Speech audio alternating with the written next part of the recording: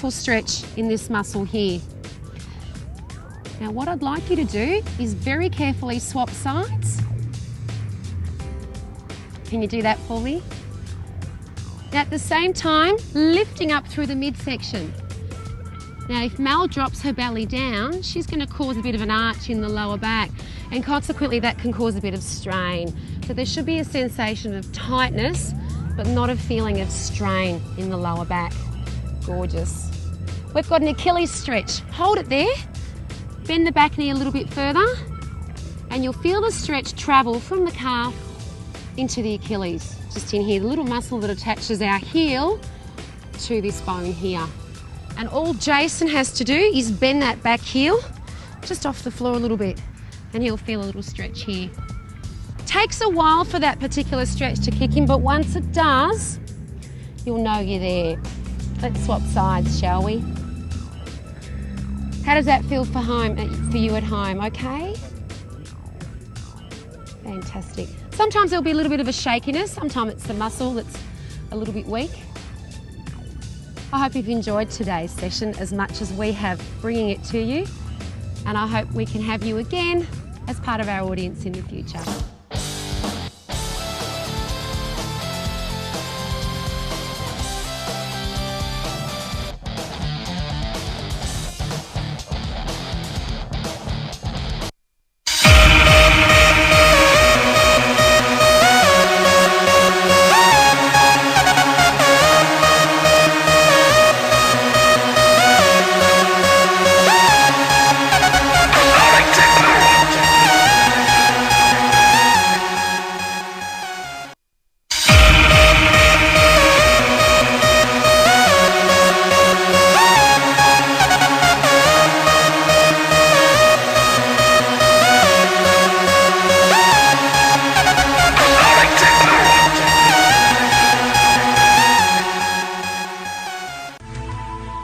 NTV, turning on your world.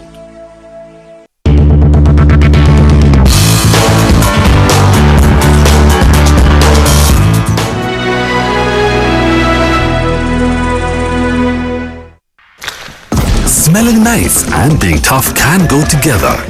The freshness of fabric conditioner is now combined with the best ever stain removal of Omo. New Omo, best ever stain removal with fabric conditioner freshness. We started with the goal of bringing the power of computing into the hands of people around the world. From the beginning, we were designing many of the world's first touch and wireless handheld devices. We changed the way you use your fingers. Based on our research into gestures, we gave you the intuitive and easy-to-use HTC Touch.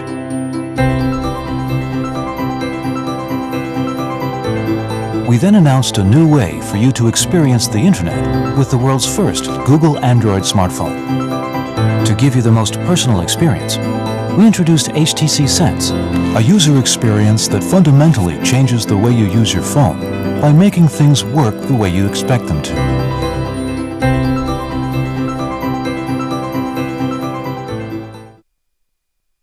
NTV, turning on your world.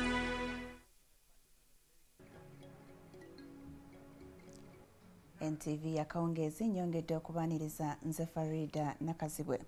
Tutandikidde mu ddwaliro ekkulu e Mulago ekirwadde ekiddukano gye kizinzeeko woodi y'abaana. Entabo evudde ku bbula ly'amazzi kati erisobye mu sabbiiti namba ekivuddeko obujama okweyongera. Abakola mu woodi ya mwana mugimu awajjanjabirwa abaana naddala abakonzibye baagala woodi eggalwewo.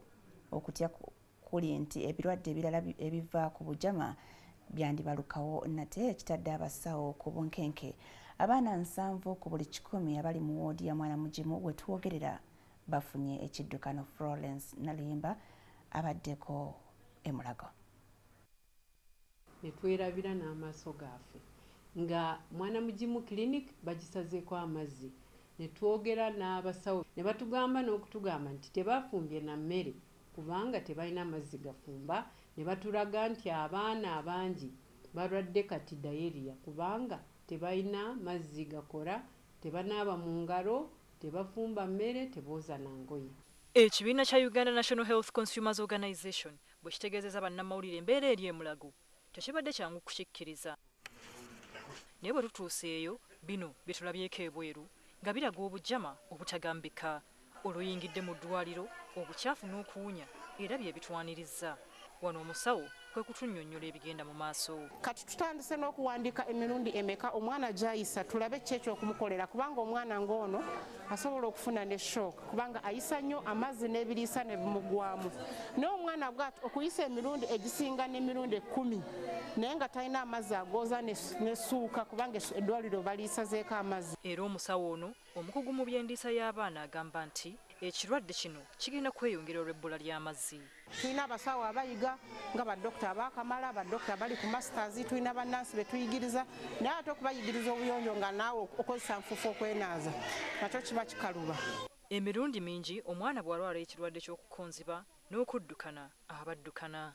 Ekizibu ekirala ekiriwo kya toilet ezigendebwamu eziriwo z'amazzi era zibaamu omujjuzo buli kaseera so nga latrine tebalina. Ogotuka nga bazizibikidde, abakyala basuddemu pampa, basuddemu kotoni. Engalo zinaabye?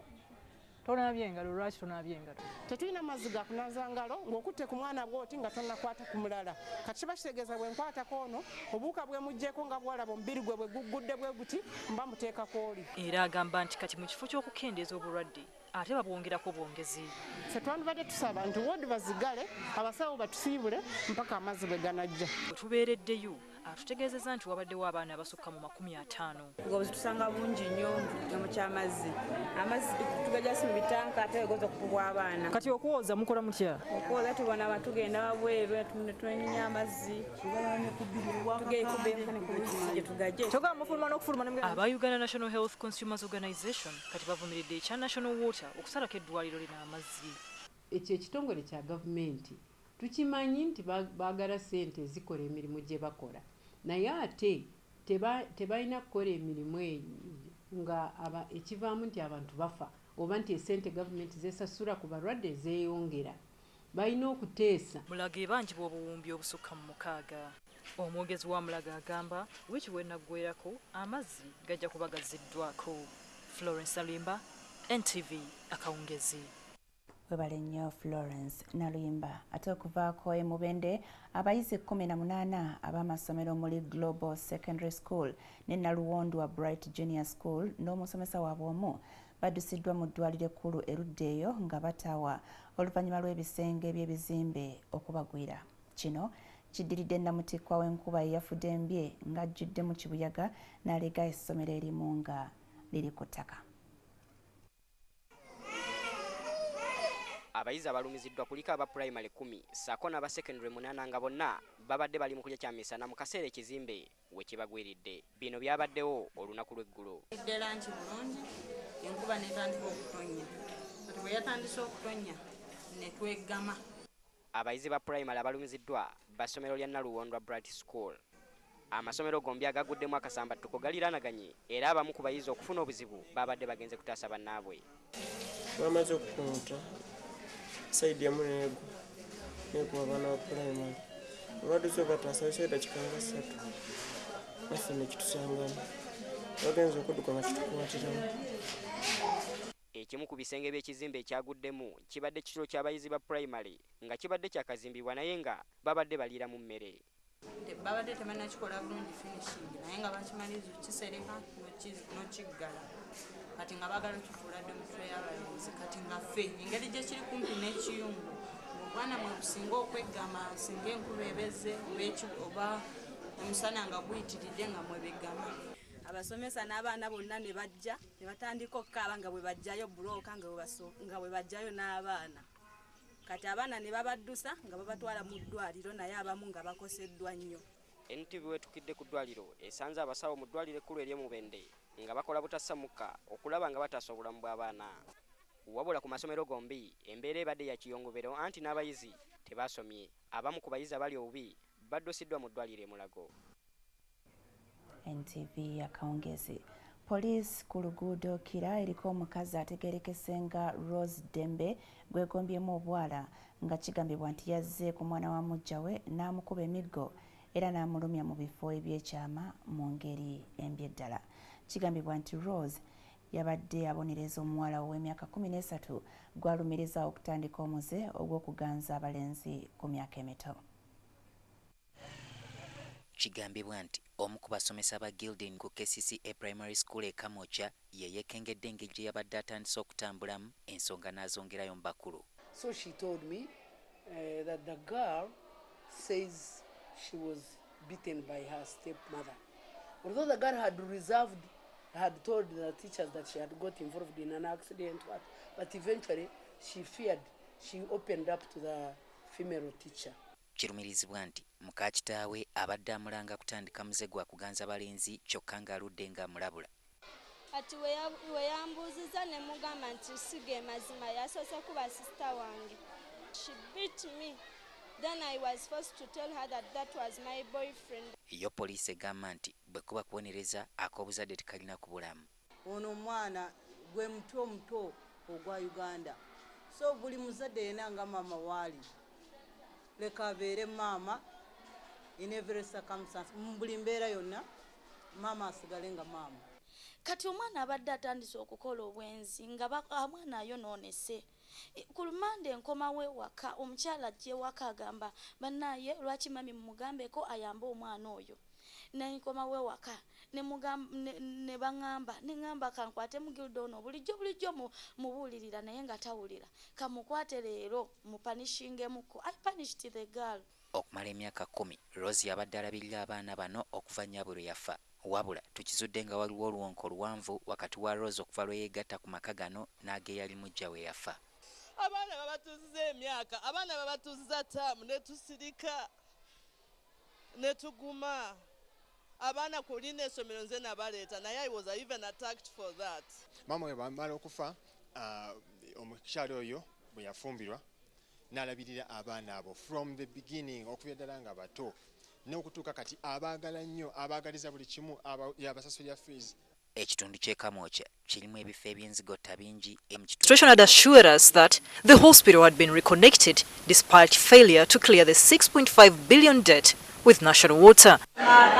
However, on reaching the hospital at the Mwana Mjimu Nutrition Unit, all the telltale signs of an impending crisis were obvious, from the jerrycans lined up to this heap of disposed fecal matter. At the unit, the stench was unbearable. Dr. Hanifa Namsuke, a senior nutritionist at the unit, explained the mess. We don't have water and we have a lot of diarrhea. Right now on our ward we have 70% of diarrhea with children who are malnourished.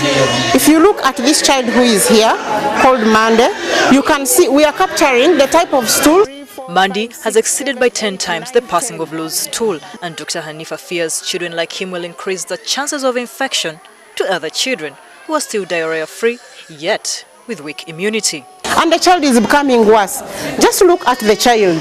If a child like this is passing diarrhea and not washed because we do not have water, is he healing or becoming more sick? Toilets are also their water system, so it becomes a bit difficult for us.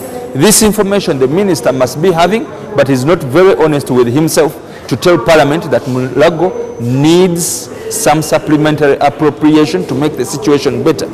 The unit's senior nutritionist believes that this situation will only worsen the health of the already sick children. So we either have water or our ward is closed and staff pack and go home. Since Friday we have not been getting water. When they bring water, it is in water tanks that are very dirty. It comes from swamps, it's untreated water.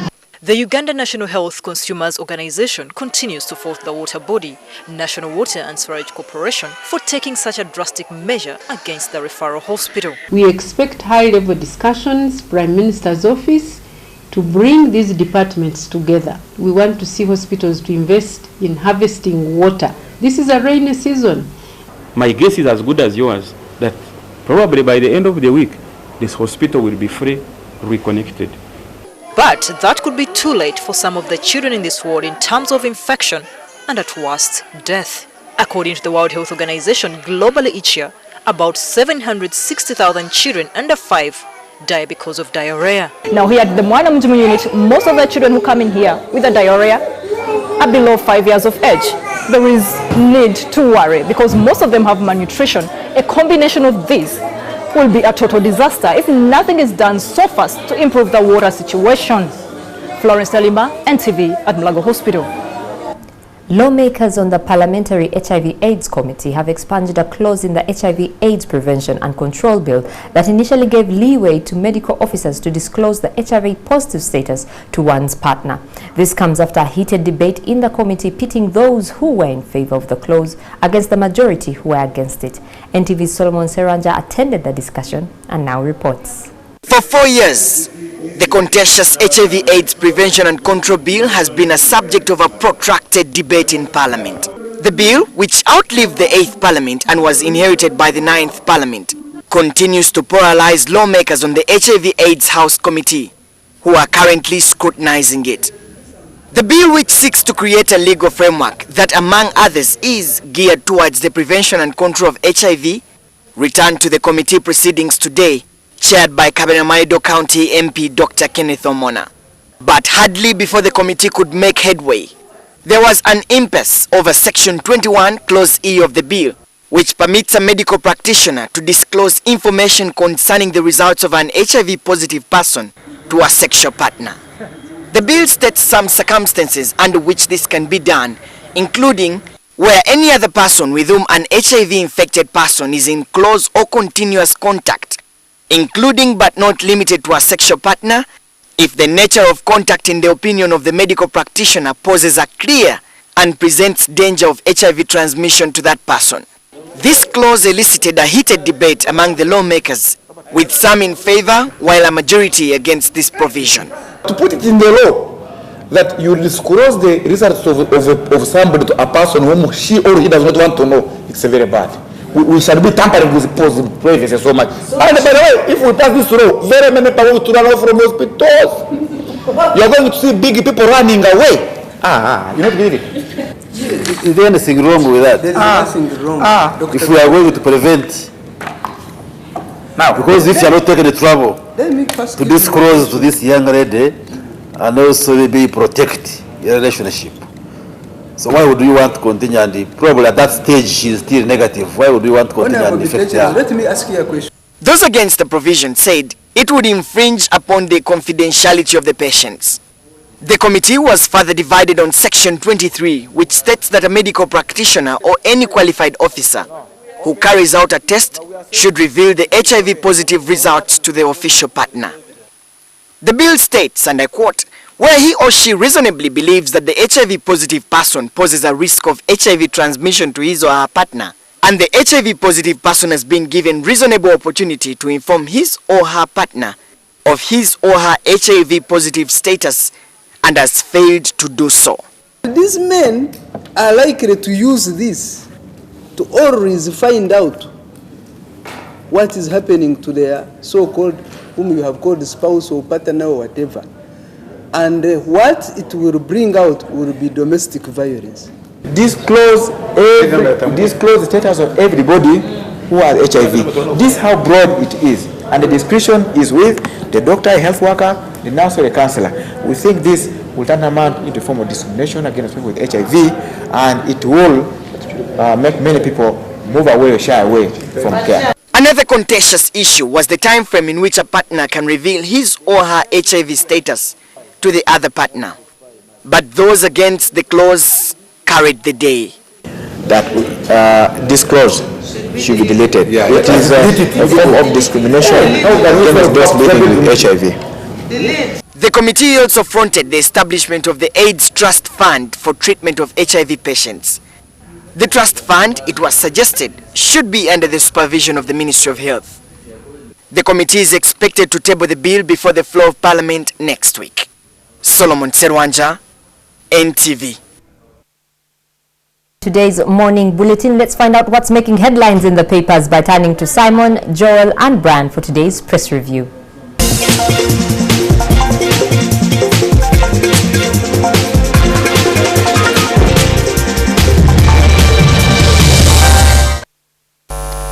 Isn't it a wonderful Thursday morning from wherever you're catching us here on NTV's morning at, NTV's press review? Yes, it is from where we are coming to you from the rooftop of the Kampala Serena Hotel. It's a tremendously wonderful morning, and we're here to give you the goings on, at least as seen in the newspapers that have hit the stand this morning. My name is Simon Kasiate. I have with me Joel Senyonyi and Brian Munondo. Good morning. Good morning. There's a crew member the other day that was pronouncing my name as Senyoni. You remember that? Well, none of you pronounce the Jamaican singer as Nyanda. Yes, she's Nyanda. Nyanda. So, that's how I read it also. These Nyanda things don't exactly work for me. Well, many people's pronunciations of different names are extremely interesting many times. Yes, and here we are. But the Daily Monitor this morning is coming to you with names that are easy to pronounce. Why are they easy to pronounce? Because they have been in the news many times. Again. From Balazi youth charged and sent to jail. Let's not forget that some youth were arrested some time back over allegations of abuse of office. Now, these are NRM youth leaders who are accused of abuse of office. In the first place, these guys have offices in the first place. Well, maybe what they bear as titles are their offices, and they are now in the coolers in Luzera for abuse of office. They failed to secure bail yesterday from the anti-corruption court, and of course, they were clearly and explicitly sent to the coolers. One of the reasons why they were unable to secure bail is because of the absence of substantial sureties. I see Mrs. Mbavazi here. She should have been one. She was the only one, and needed more than that. Unfortunately, the others kept away because it's a very hard nut to crack. But look, police need to tread carefully here. We need not see them to take sides, because the other day MPs were being sent out by... This is beyond the police now. The police did their part of arresting. Now they are subjecting this to the due process of the... Yeah, but they're the ones who do the investigation at the end of the day. Yes, and court requires them. No, as the court case goes on, there will still be investigation to be done by police, yeah? No, but you see... That is prosecution. These young men went out of their way, fraudulently solicited, bribed, induced, and tricked their party members and mobilizers into signing a petition to convene a delegates conference to challenge the party resolution. Yeah, this was not within their ambit as youth leaders, and therefore this tantamount to abuse of office. It's glaring. Yeah, that's the allegation there, that they went around bribing people to sign, a petition. In many ways, they wanted a recantation of the resolution in Jankwanzi. But look, if it is okay for the president to send out a team of members of parliament and equip them with money to go and propagate the gospel of the Jankwanzi resolution, there should absolutely be no devil in, say, Mbabazi and his team doing the same. Yeah, but so as they do this investigation. Does that mean actually the people in these parties were ready for a multi-party politics system where the resolution of the party is what you are subjected to? That's a very brilliant question that Brian asked this morning. Was Uganda actually ready for were we ready? We want to be in individual merit, but then we also want to subscribe to party. I mean, party is dictatorship put in some kind of grouping. Right. But that shouldn't be the case. That's what we have, but it shouldn't be that way. Nobody acts like a Republican when they subscribe to the Democratic Party. No one acts like a Democrat or a Liberal when they belong to the Republican Party. I mean, we must distinguish the thing. And guess what? Then the Supreme Court comes in and it's reported here in the Daily Monitor. Members of Parliament are free to stand on different party tickets. So one morning, Kasiati is an NRM party representative. The next morning, he's standing on the UPC ticket. If he fails to pass through the primaries of the UPC, he can as well turn around and get himself convinced and join the FDC, or perhaps even stand as an independent. Have you not exaggerated that? This is how I'm not a lawyer, but I understand it. My little legalese tells me what they are doing here when we are headed to the elections. If somebody says an independent and they want to run as NRM, it is okay. They don't have to be thrown out, except if they expel themselves, as it were, or rescind their place in the party. But if it is nomination time, because it's a case against Okecho. William Okecho was an independent candidate who wanted to stand now on the NRM party ticket, and he was denied that. And court is saying, no, it's okay. If you're NRM, you want to cross over nomination time, that is, it is all right. But if you cross while you're an MP now, you lose your seat. Yeah, right? You have decided to leave the party, so you do lose your seat. The headline here is saying MPs free to stand on different party tickets. Yeah, you know the way headlines are usually put to, try and elicit attention. People are free to stand on different party tickets to be MPs. Well, MPs.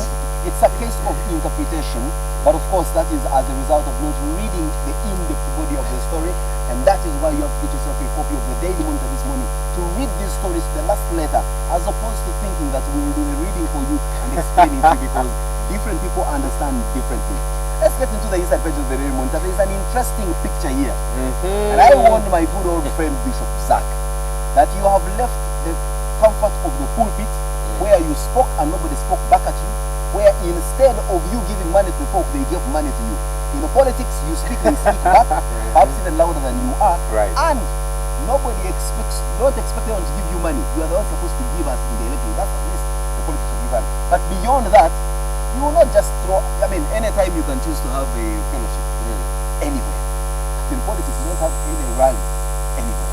And when you do that, now here you are reaping the fruits of engaging yourself in the kind of politics that is played in Uganda. But again, argument is, must people remain in their comfort zones and let things go so bad? Or we should applaud people like Bishop Zach, who said enough of the luxury of living like a prelate and assuming everything is okay on Nakasero Hill. Let me hit the streets, let me hit the mud trucks of Uganda and change the way the politics is played in this country. Yeah, there's a bit of that, but I would think that could even be tangential to the real issue. I don't know if that picture is playing out on the screen, but when I saw this picture this morning, it did not augur well for me. Whether you like Bishop Zach or not, I think police is overzealous and unnecessarily so, yeah? The way they arrest people, you see the way they are grabbing this guy, rolling him upside down, turning him over, and I'm thinking... What possibly we are not looking at is, was he read to the riot act and said, Bishop Zach, stop what you're doing, you are contravening the law. They read him the riot act and said, you are under arrest, and he resisted. Because you see, only the police can tell us why they acted with this. We cannot assume that they are acting the way they're acting without any form of provocation or resistance from Bishop Zach. You see, the problem is, we tend to think that we come from the onset default setting that the police is always wrong. I have seen opposition politicians being arrested, and many times as a journalist, they want to show some form of resistance so they can provoke the police into this kind of action, so that pictures like this can be taken, so that pictures like this can be put on newspapers, so that pictures like this can beam out into the whole world, so that pictures like this can be reason as to why people in activism should get their funding from wherever they get their funding. Three things. Looking at the raw footage of what did transpire in Bali, you clearly get to see the overzealousness of police, the way they come out against these young people. And again, the second one is there's precedent to this. I'm coming. Overzealous in Mbale, when they come to arrest Kasiate from the rostrum here, as supposed to be the case now. We probably need to end very quickly before. I should resist arrest because the police has been. But that's not the point. You did listen to me fully. The precedent here that's been said, we've seen police the way it goes out, especially against opposition political rallies. Yeah, very high-handedly, very overzealously, in a very totalitarian manner. And look, at the end of the day, people are thinking, you guys seem to be acting in the interests of NRM. We should not be the case. We need to see the police disabusing itself totally and also from politics in this country. But how does it do that? How does it do that? You see, act professional in one, yeah? Right to say no to a demonstration. I am a police officer. I walk up to you and say, Joel, Brian, you are under arrest. What you're doing is not leave me alone. Talk over. And you start hurling insults at me. Right. These policemen, whereas they are trained to withstand a lot of provocation, that should be the case. But to what extent are we citizens able to say, well, let me succumb to the police's orders, however unrealistic, and I mean, I had Kawesi here the other day, and I spoke to him, I told him in his face that many times the actions of your police officers, and including yourself, are extremely unreasonable in my view. I find them high-handed, but aren't you people that have a mind to think that what you're doing is wrong? He said, Simon, put yourself in our shoes. We are going out to carry out what we believe is lawful order, and then you get citizens hurling at us insults, and including and not limited to beating us as well. We provoke these police, perhaps. Certainly, and I'm not in any way trying to exculpate some of the opposition leaders that get out of their way and they're told to do this, they do not comply. I think that is not right, yeah? Even when I feel I am not in the wrong, I should comply with police, yeah? But again and again and again and again, we've seen the overzealousness of police. We've seen, I mean, somebody has been arrested, you're putting them on a truck, for example, you're continuing to beat them. It is as if police assumes that when you are in the opposition, when you oppose, for that matter, the powers that be, that in itself is an illegality, which is not the case. Yeah. So in many ways, we need to see the police. Maybe Joel, also is because what we see playing out mainly in the media is police arresting opposition politicians.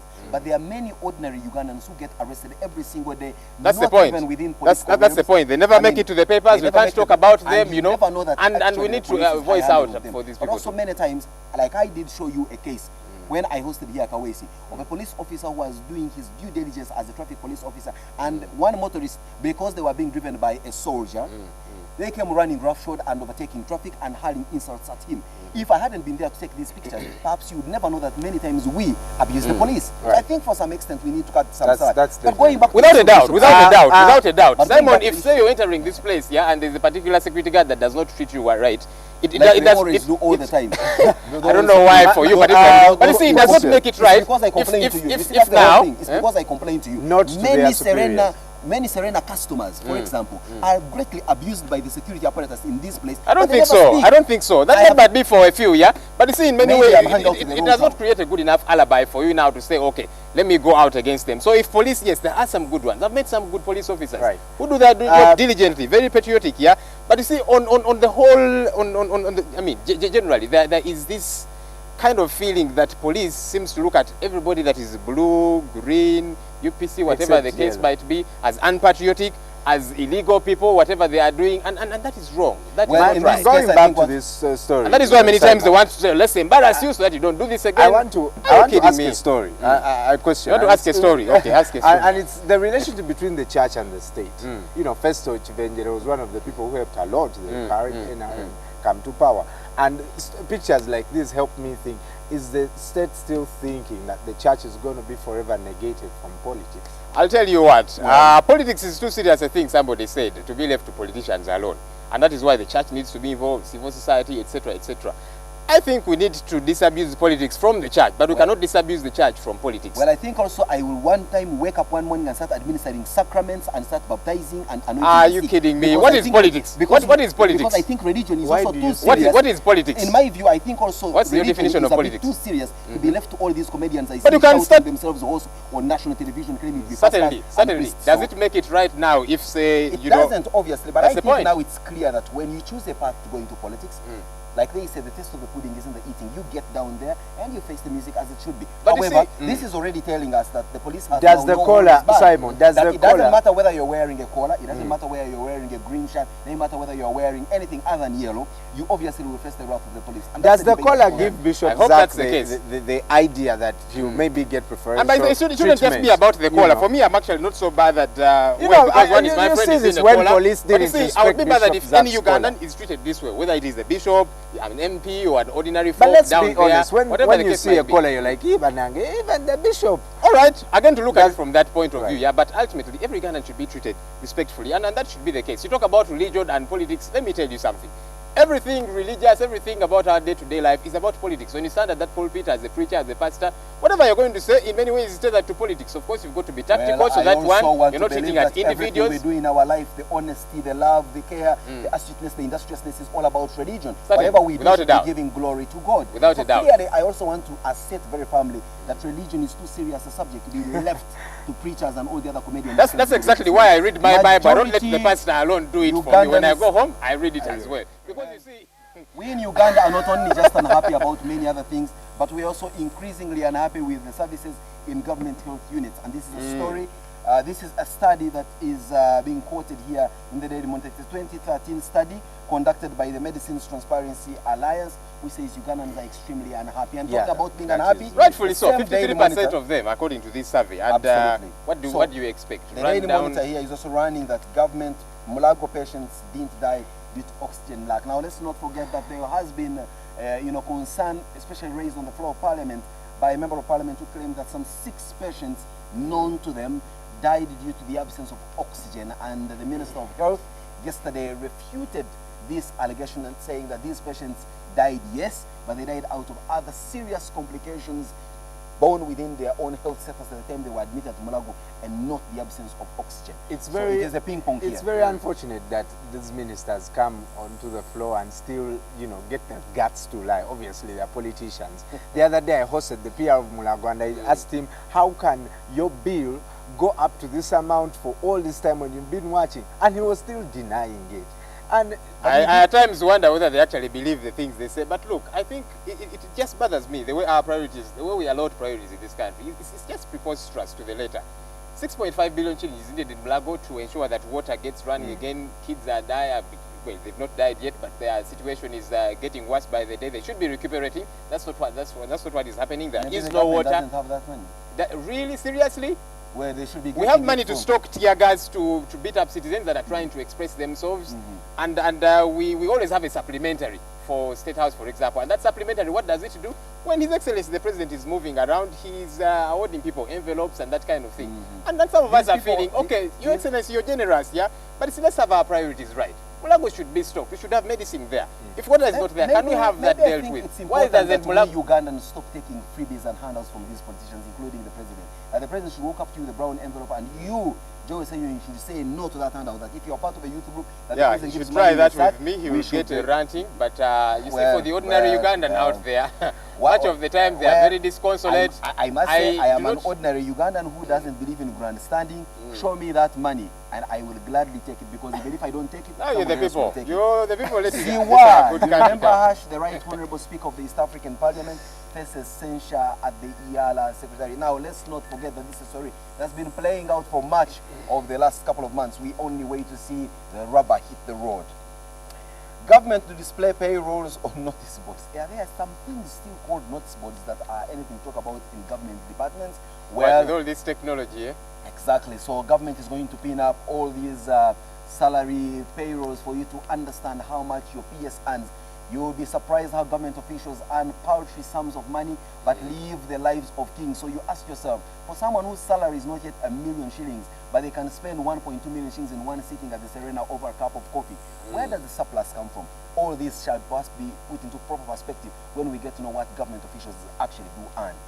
Interestingly, from a sad perspective, you know of the tragedy that befell Congolese refugees going back to their country from a camp in Uganda in Changwari, whose boat capsized on Lake Albert.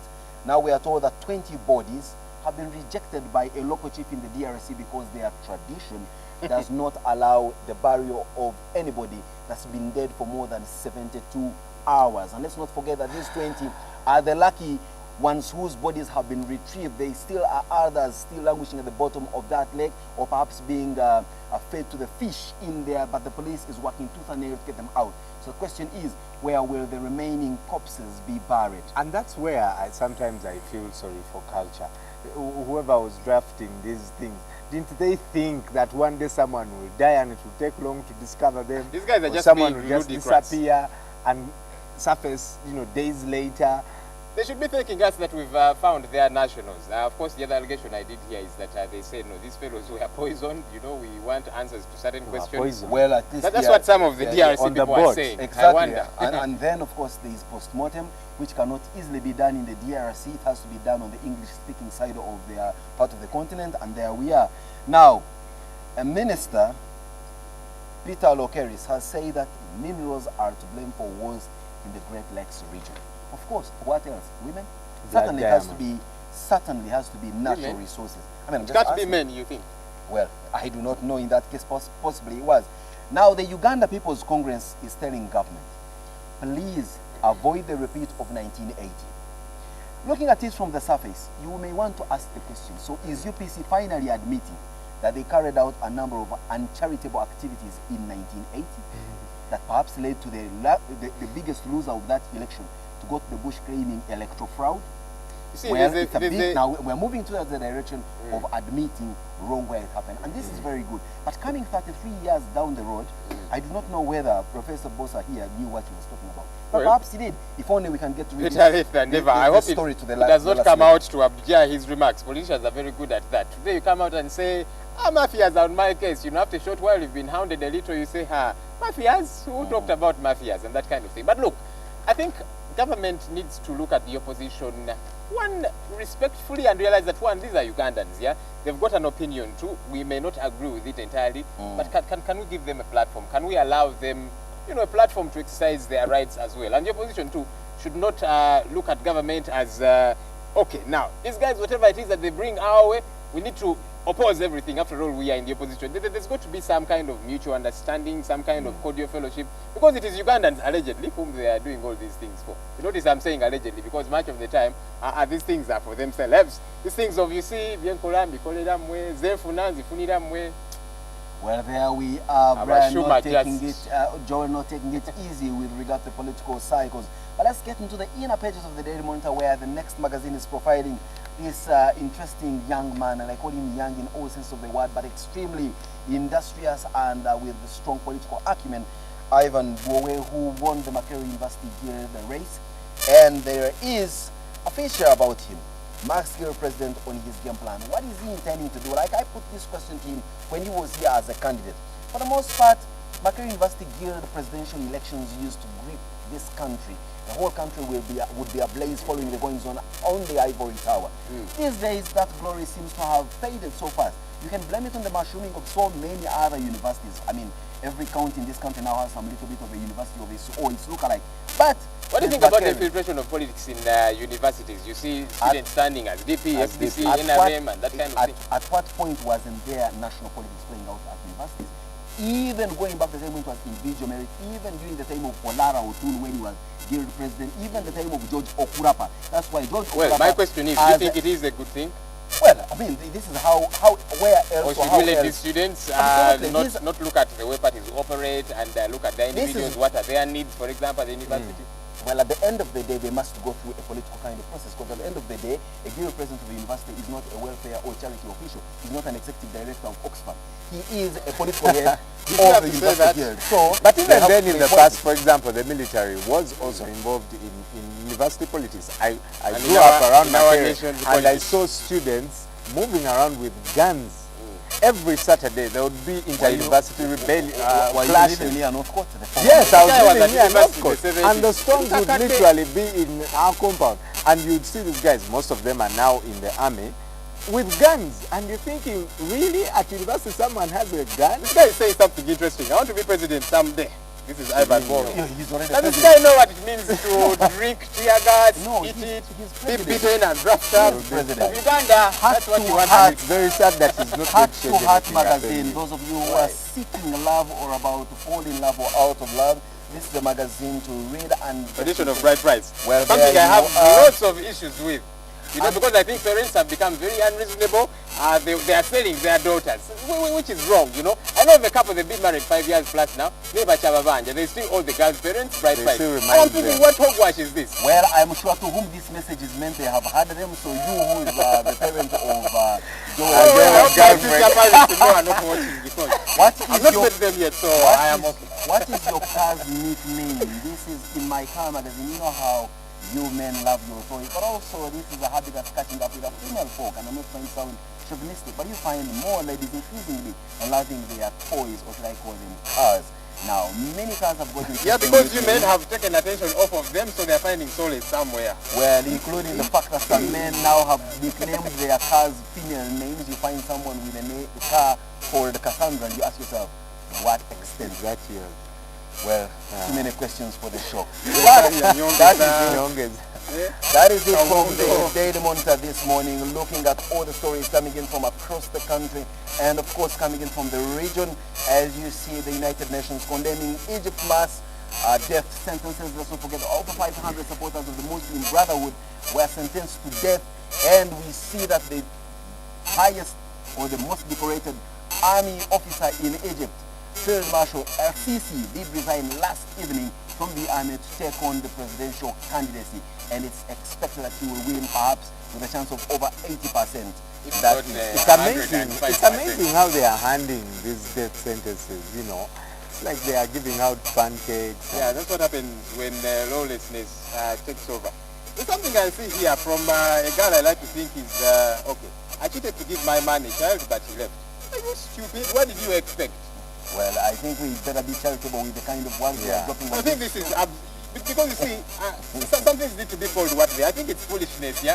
For you to say, let me cheat on him, get a child because he wants a child, and then he leaves and you begin to... But you're the same men that put pressure on the woman. As we wind up matters of their heart, Joel, many people make their decisions using their heart. But which is wrong. Exactly, but there is a point when you are in love, when you're stretching in love, where you do not have enough blood to run both your heart and brain, and therefore... That's the point to pause. Absolutely. And I'm not speaking as an expert. I've got my fingers burnt too, so... Probably what I'm telling you is true. Yeah, we are talking about pausing. We must put a cap to this first review this morning, get back with a big story this morning, which will be big as they always come.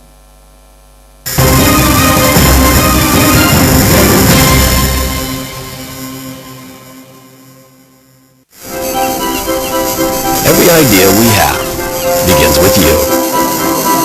The way you connect. How you browse. How you share. And how you interact with the world around you. The relationship with God is the most important thing. How do some kind of people talk about opinion? How do you want people to think, feel, and act after you talk? In other words, what's your objective? You inspire everything. Because in the end, innovation doesn't really matter. Unless it does something that really matters to you. And we are HTC.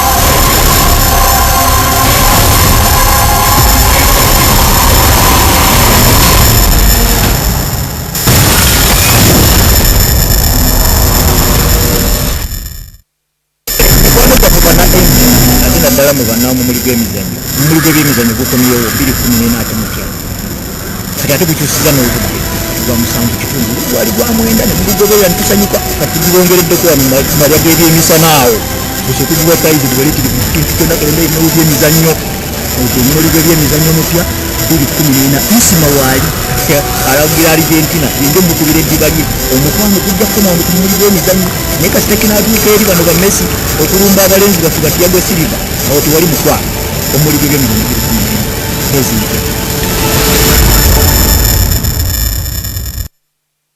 You can bring everybody in parliament as long as they can wake up and vote for their nanny. As long as the voters exercise their rights to elect their leaders, there was no need for term limits in Uganda. I know him. I know how he operates. I know how he thinks. There are ways you can go around these obstacles. Why should I conduct myself as if I am a Munyai? It's absolutely true. I admire the President Museveni. Is the ICC a fiscal code targeting African leaders? You cannot tell me that the whole trouble Kenya had revolved about only the 2 individuals. The money is not in the budget of this financial year. You can't beat God. You see, God is polygamous also. Look at Jeremiah chapter 31. The security of this country will largely depend on the contribution that the people make.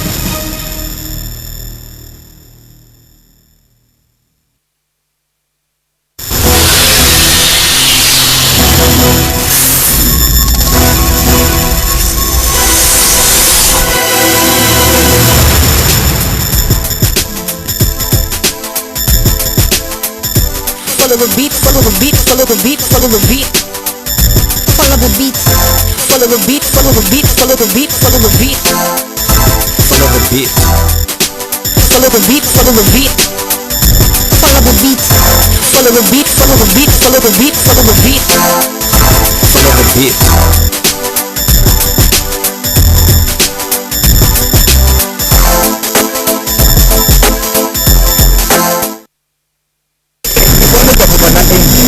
naddala mu bannaamu omuli gw'emizannyo by'emizannyo gukomyewo 2014 ate mutya kati ate gukyusiza n'obudde gwa musanvu kitundu gwali gwa mwenda ne tugugoberera netusanyuka kati tubongereddeko wano malya g'ebyemisana awo ekyo tugiwa taizi tubale tiri kintu kyonna kalenda ebinolo by'emizannyo ekyo ebinolo by'emizannyo mutya 2014 nsima waali alagira Argentina yenge mukubira eddiba lye omukwano kujja kukoma ku bimuli by'emizannyo naye kasita kinatuuka eri bano ba Messi okulumba abalenzi baffe batiyagwe siriva awo tewali mukwano omuli by'emizannyo 2014.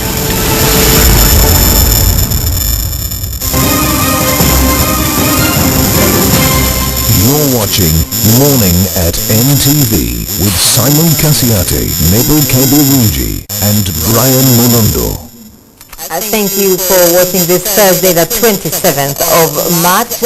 We will be reading some of your text messages later on. Remember, the text line is 6565. You can also follow us on Twitter morning at NTV, as well as liking our Facebook page and posting comments there. We now return to Simon for today's big story.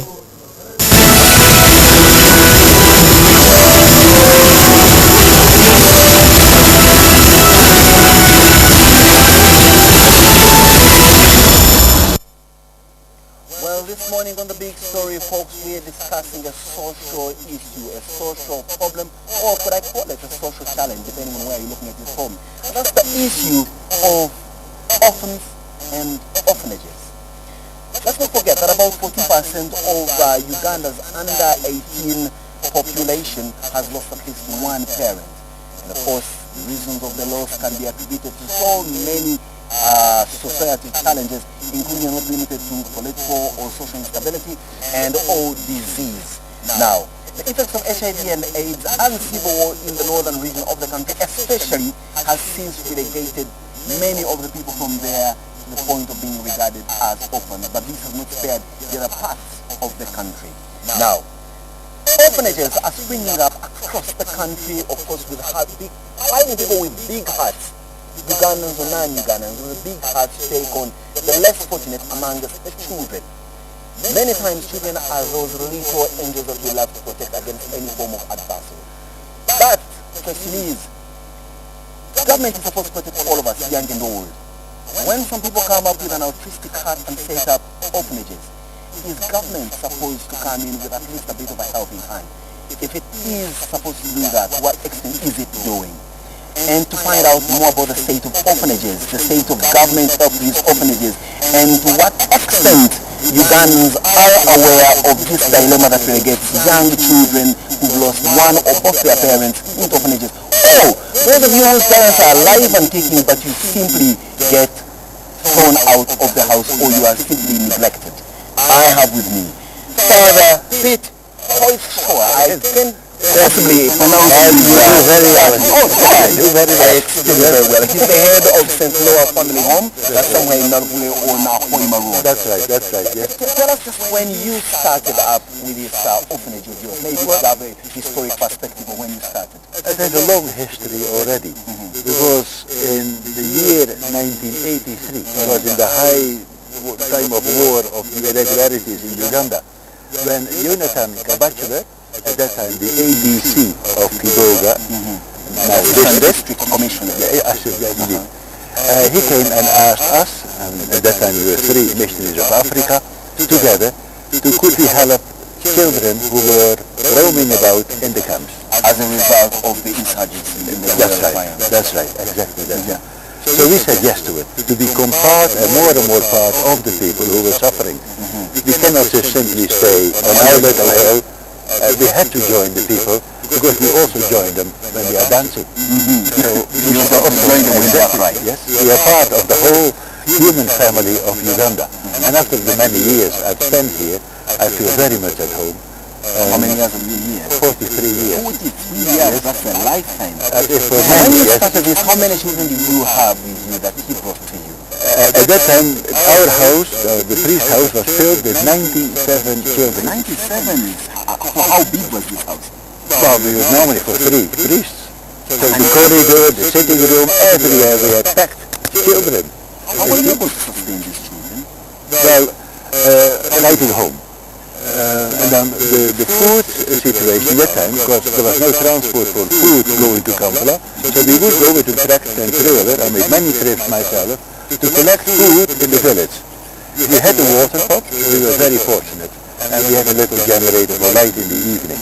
And then with the people of the area, we built the Tisira, the grass houses, long grass houses. Because I remember each glass house had 47 eucalyptus trees with the roofing. Wow! And the roof was basically standing on little pillars.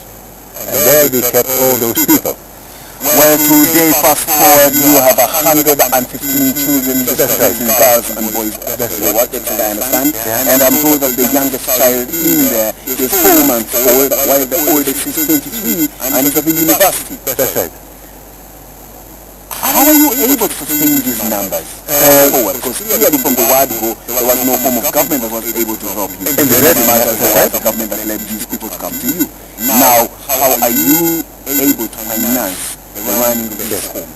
Presently, I'm getting older myself, and I'm a bit worried at times for the future of the Noah family. And because I've been quite sick, and people will ask me the question, what will happen if you die? Will the Noah family die? That should not be. The Noah family should be part of our human family of Uganda. Presently, I'm asking our diocese, our home diocese, where we have in the Netherlands, in Roermond, we have an adoption program on distance. So children do not go to Holland, but there I have people, friends, family, and they say, yes, I support you, and I will pay every month a fee for the children you have. Well, I'm sure many of these children that are living with the Noah's family are living a kind of life that they possibly would never have lived in terms of quality, even if their parents were alive. Don't you get many times parents just throwing children at you and claiming they are orphans when in essence they are parents that are alive and kicking? Because you see many times in the newspapers reports like the lady who gave birth to triplets, the husband has run away. So possibly this lady will oftentimes even know about you, who bring you these triplets to take care of. So do you get unscrupulous people that are coming in? We go through a lot of abuse at the same time. So if we do get an application, we go where the child is living. We must know the home area of the child. So we sometimes make long trips to see the local circumstances. Is it true? Is this child in need of an extra push, an extra hand? And if we decide, then we have to go with the letters of the ADC, of the local RC, the probation officer, and that has to be approved. Because all our children are entrusted to us by court order. Not a case where maybe anyone could accuse you of child trafficking. No. Here we have it. But these are children who come in here with a lot of psychosocial trauma, coming in from the kind of situations where you find them and adopt them. To what extent are you able to provide relief in terms of ensuring that you have citizens, even their children as the lady, who have their minds in the right state? Now presently we try to set up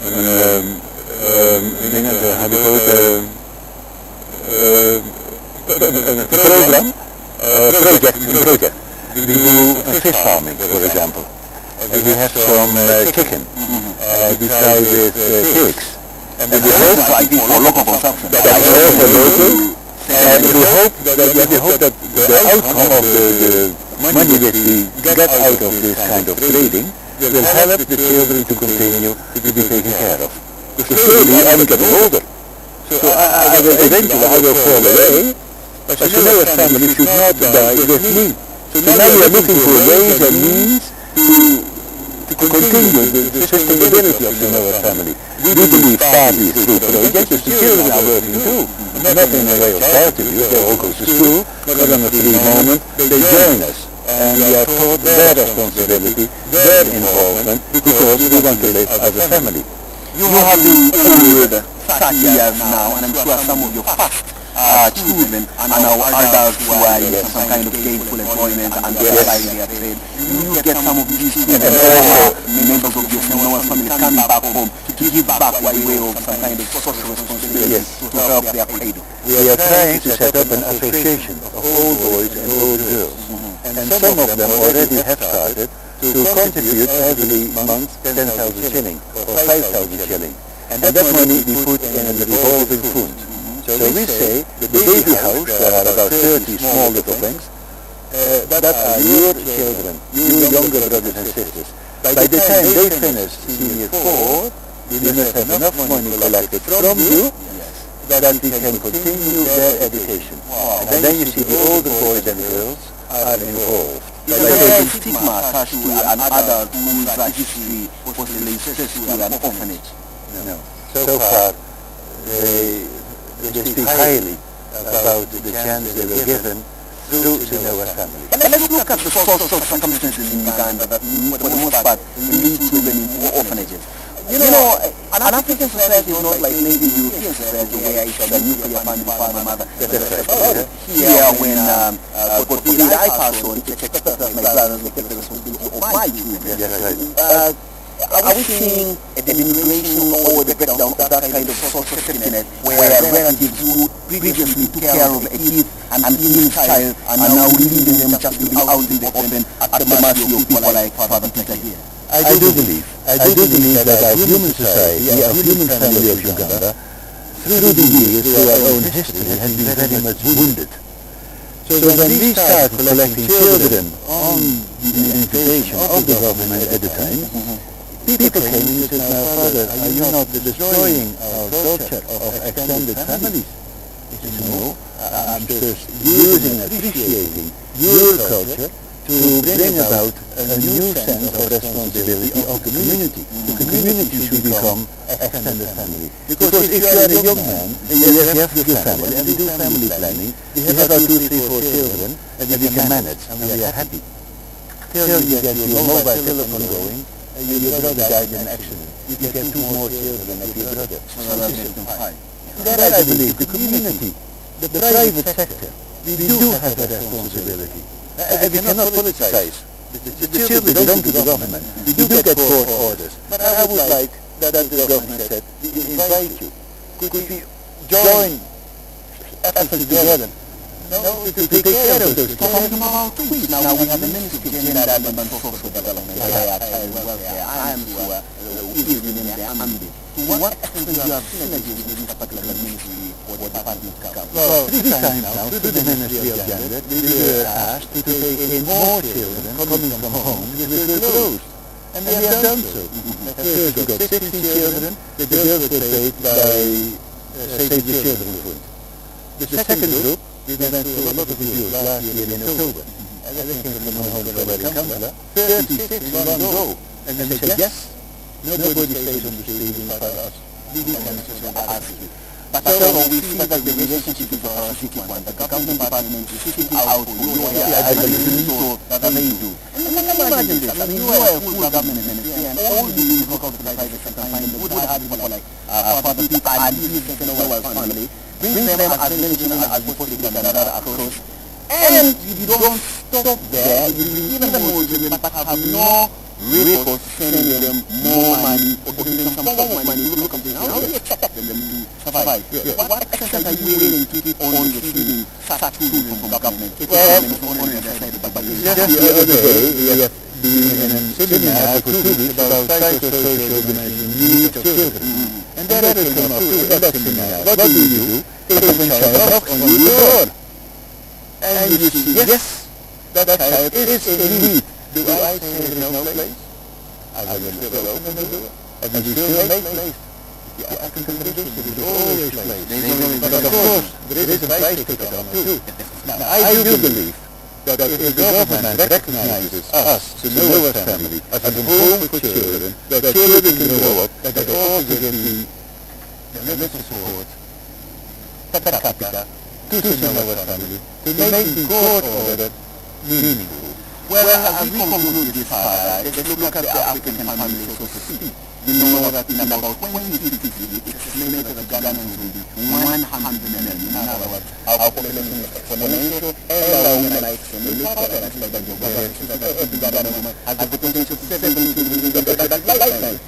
Are we seeing a move to buy Ghanaians into a more conscious, smaller family situation, which eventually should come to a government and die? You will find that already the parents have worked enough within their legislation to look after their children without getting them to the rituals and the suffering of sometimes they have faced eventually end up in their homes like this. If you study the situation of children, that you see the family unit, the nucleus, that's the larger community and the government. Now I feel at the moment we will come to the rescue of those families, the nucleus, where the culture, because you feel the uncle cannot take that responsibility. I insist the community has that responsibility to take care of our children. And if any country can no longer take care of their children, that country does not deserve the name country.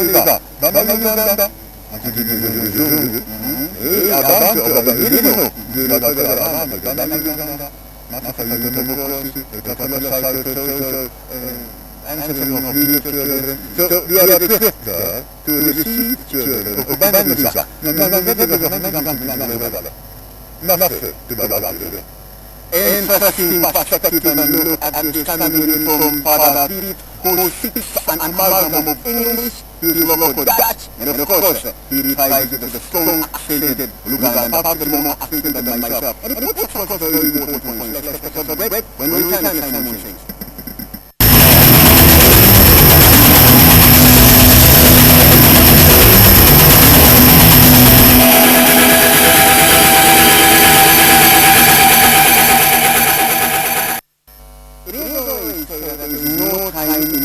Where an elephant is seen to be bothered by its tusks. No matter how big the tusks are, it is the responsibility of the elephant to carry them throughout its lifetime. Many times we find that the responsibility is stored down to our children. But at no time we look at our children as burdens so that we pass this burden on somebody else. Well, there are unfortunate situations that may lead our children to be burdens to other people. We could pass on, for example, on God forbid, or we could get incapacitated in more ways than one. And that's where autistic people like Father Pete and the Samuel home come into play. Now, we come into play because of the big heart. But the big heart meaning you are open to everybody having part of the belief that you have to share. However, it is the responsibility of government in our circle to defend for its citizens, and these citizens include an announcement to children. Here is the case this morning is that yes, we as private individuals, we as good-hearted people, may open our hearts, may open our doors, open our houses to bring the less fit among the community. But it's not enough for government to sit back from in their comfort zone and relegate the care or the support of these citizens of theirs to the hands of private individuals. The moment the government rejects its responsibility to look after the citizens, then that government does not deserve to be called a government. Not even start the spelling of the word government with the letter G. This morning, of course, it points a huge societal issue. In Africa, it's always known that a child is raised by the village.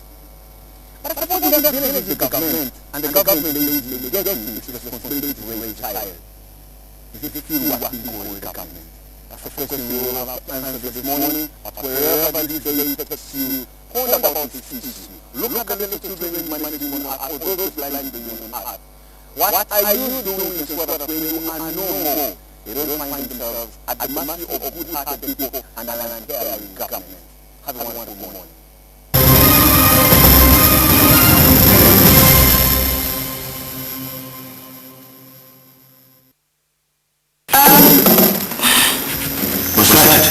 That document.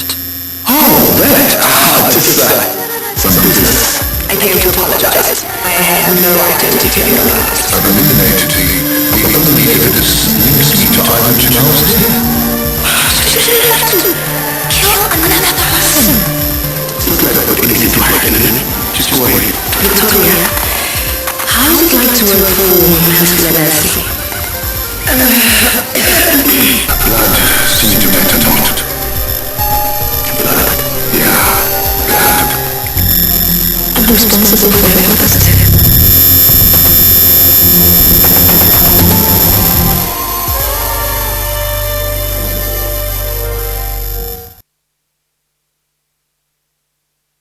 You can bring everybody in as long as they can wake up and vote for their name. As long as the voters exercise their right to elect their leaders, there was no need for term limits in Uganda.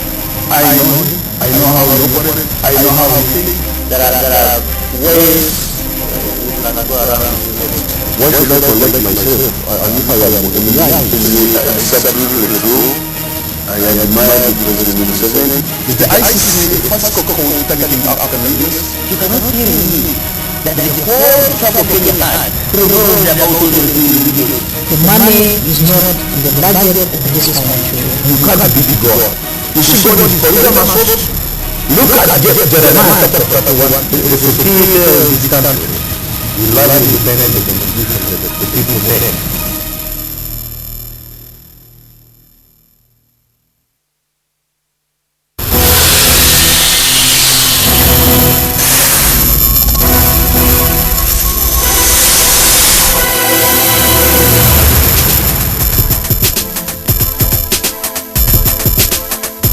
Follow the beat, follow the beat, follow the beat, follow the beat.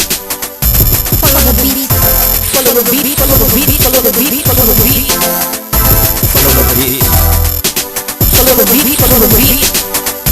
Follow the beat, follow the beat, follow the beat, follow the beat, follow the beat. Follow the beat.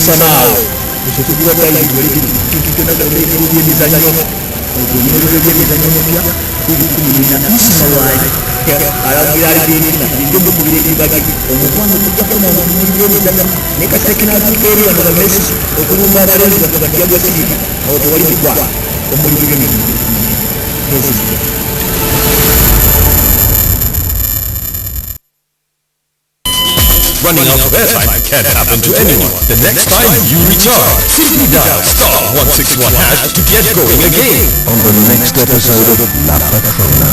To be quiet. If you understood that both my tiger and Gabriella died for that. Still think that was the case? Of course it was the case. But why tell you if you won't believe me? Ramona Skirdo is very dangerous. More dangerous than a monkey with a gun. I'll even train myself. But leave me alone. I've retired from the business. Around here, nobody retires without my permission. And as for being a retired hitman, not even with the Pope's permission. If that's the case, you're not going to cost me very much, because your life will be ending very soon. You already smell death. La Patrona.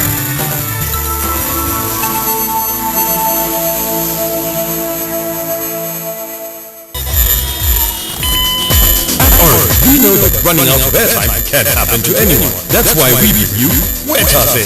Simply dial *161# to get going again. Convenience changes with Orange. Today, changing with Orange.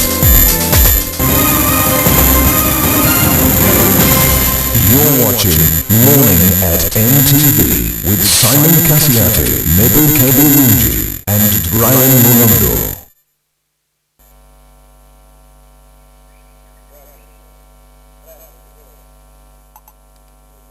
A very good morning to you, ladies and gentlemen. If you're just joining us, we are still at the rooftop of the Kampala Serena Hotel, and it's a busy beehive of activity here. Lots of things going on, preparing for everyday life, which is coming up in a couple of minutes. And all we ask you to do is stay put. Of course, the sun doing its thing as usual, and really trying to squint my eyes to close. So, yeah, you'll forgive me. And before the break, we had Father Pete Hoishaw from St. Noah Family Home, talking about orphanages in Uganda. And so let us know feedback on Facebook or Twitter at Morning at NTV is our handle, and on Facebook, Morning at NTV, the SMS platform is also open. And I want to quickly sample your comments on Twitter. At Eddie Okila saying,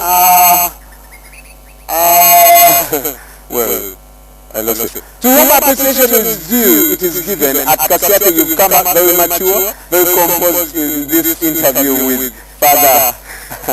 All right. At ICF Uganda also saying very good host. Thank you guys. At Kufei saying I'm still in bed but still watching your show. At Martins Hoffman saying good morning. Good morning to you, Martins. At Has Hermo saying we should put more efforts in supporting the orphans of our country. What they get from orphanage homes is very little.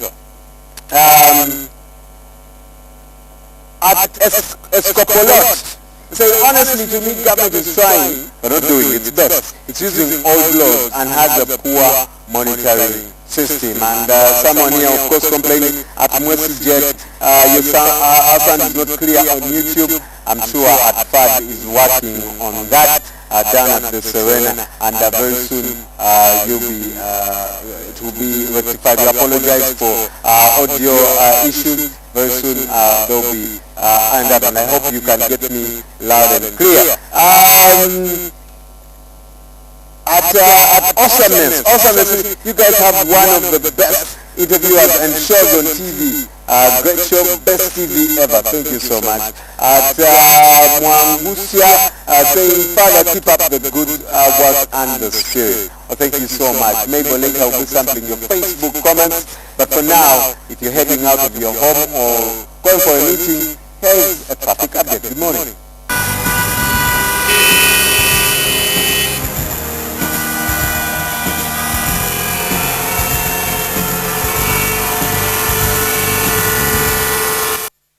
Of course, the first thing for us to always know is the road that we are close to, and that is Chintu Road. You can see over there opposite the Campus Arena Hotel. Today is kind of traffic, reduced a bit, but always the road that you can trust when you're coming from the golf course or Sharathun Hotel coming down to connecting to Napuma, Jinja Road or Parliament. You can use Chintu Road over there. And some of the pictures that you have sent us, remember you can be a traffic reporter and all you have to do is send the number to 0-7-16730 SMS or send that picture to the WhatsApp number 0-16730. Got a picture coming in from Peter at the Northern Bypass, and he was giving us, the sunrise at that time around 7 o'clock. Northern Bypass, all right. That is Peter, and Morris was also giving us another sunrise. Oh, people are very passionate about sunrise. Okay. Hubbard sent us a picture coming in from Chisasi. Yeah, that's about 10 minutes ago. I don't know why it was still that in Chisasi. Another picture from Mukoto. All right. That is, and then we've got another picture from Peter at the Garden City roundabout saying it is all clear. Remember, the WhatsApp number is 0-407-16730. Sample your SMSs and your comments on Facebook is Mabel. Also with your birthday wishes. When I come back, Everyday Life. Start.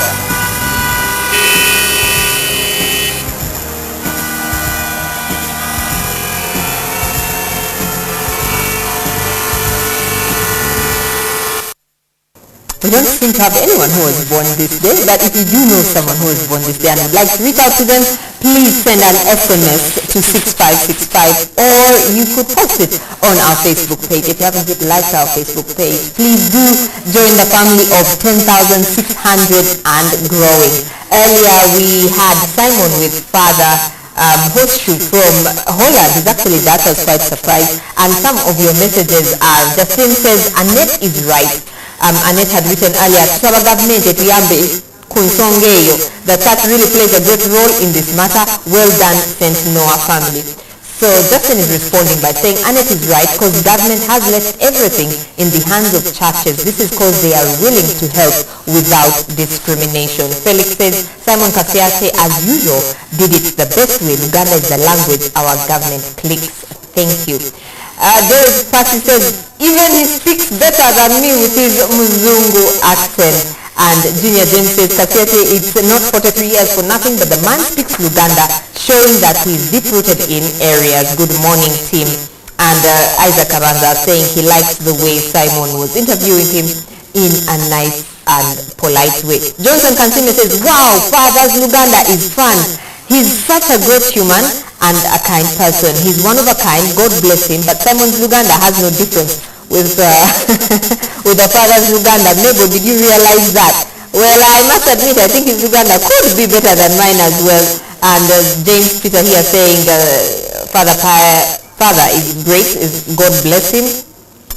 Fred Wakida, everyone would wish to live a worthwhile life, thanks to Father who is being human to the children of this nation. And someone says, you guys should also try and host other upcoming student leaders from other universities. For example, Gulu University, you know? Think about it. Well, thank you for that message, Johnson Kansime. And I'm glad Chris says, hello, morning at NTV. I like your show. But please, that crew of yours, you rock, you're my number one. And Brian, people here are very interesting. You guys are the Fantastic Four because you make our mornings great. And we shall now move over to the rooftop for the HTC moment with Brian. We started with the goal of bringing the power of computing into the hands of people around the world. From the beginning, we were designing many of the world's first touch and wireless handheld devices.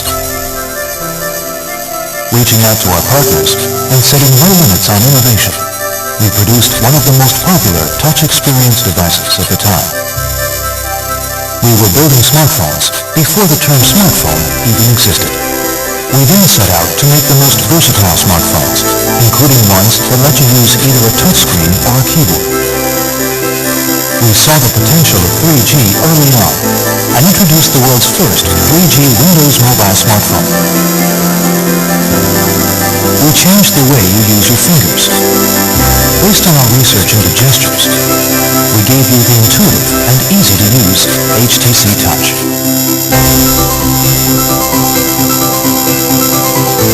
We then announced a new way for you to experience the internet with the world's first Google Android smartphone.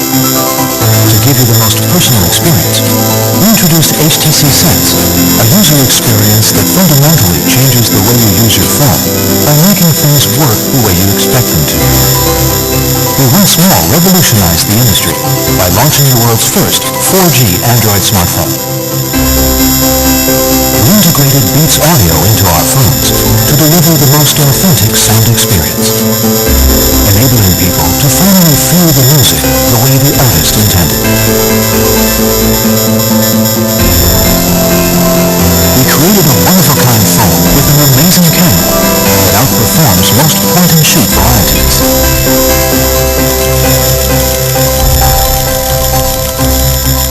Most recently, we once again set the industry ablaze with the new HTC One. Critics have hailed the new One with its full metal body design, a live home screen, photos that come to life, and dual frontal speakers as the best Android phone of the year. Curiosity and ingenuity have defined our history, and we're recognized by the industry as one of the world's most innovative brands. We've come a long way, but one thing hasn't changed. It's people like you that inspire us to create the most innovative products in a world that becomes more connected every day.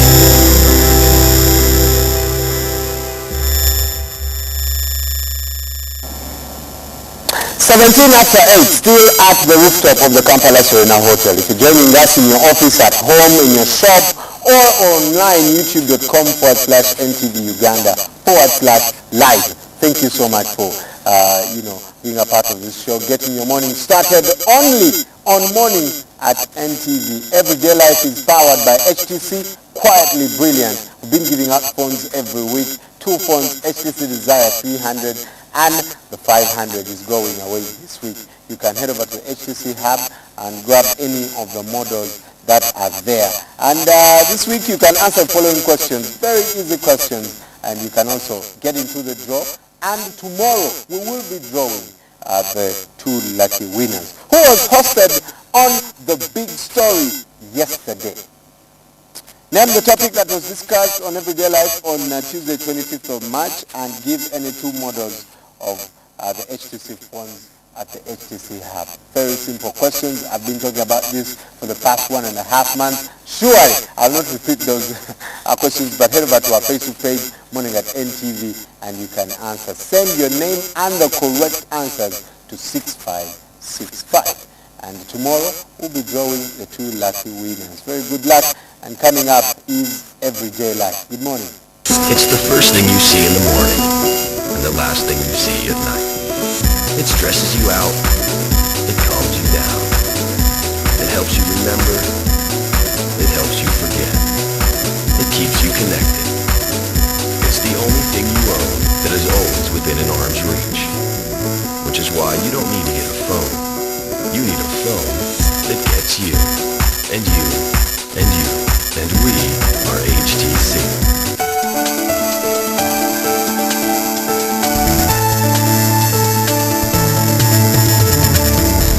Everyday Life is brought to you by... And we are HTC.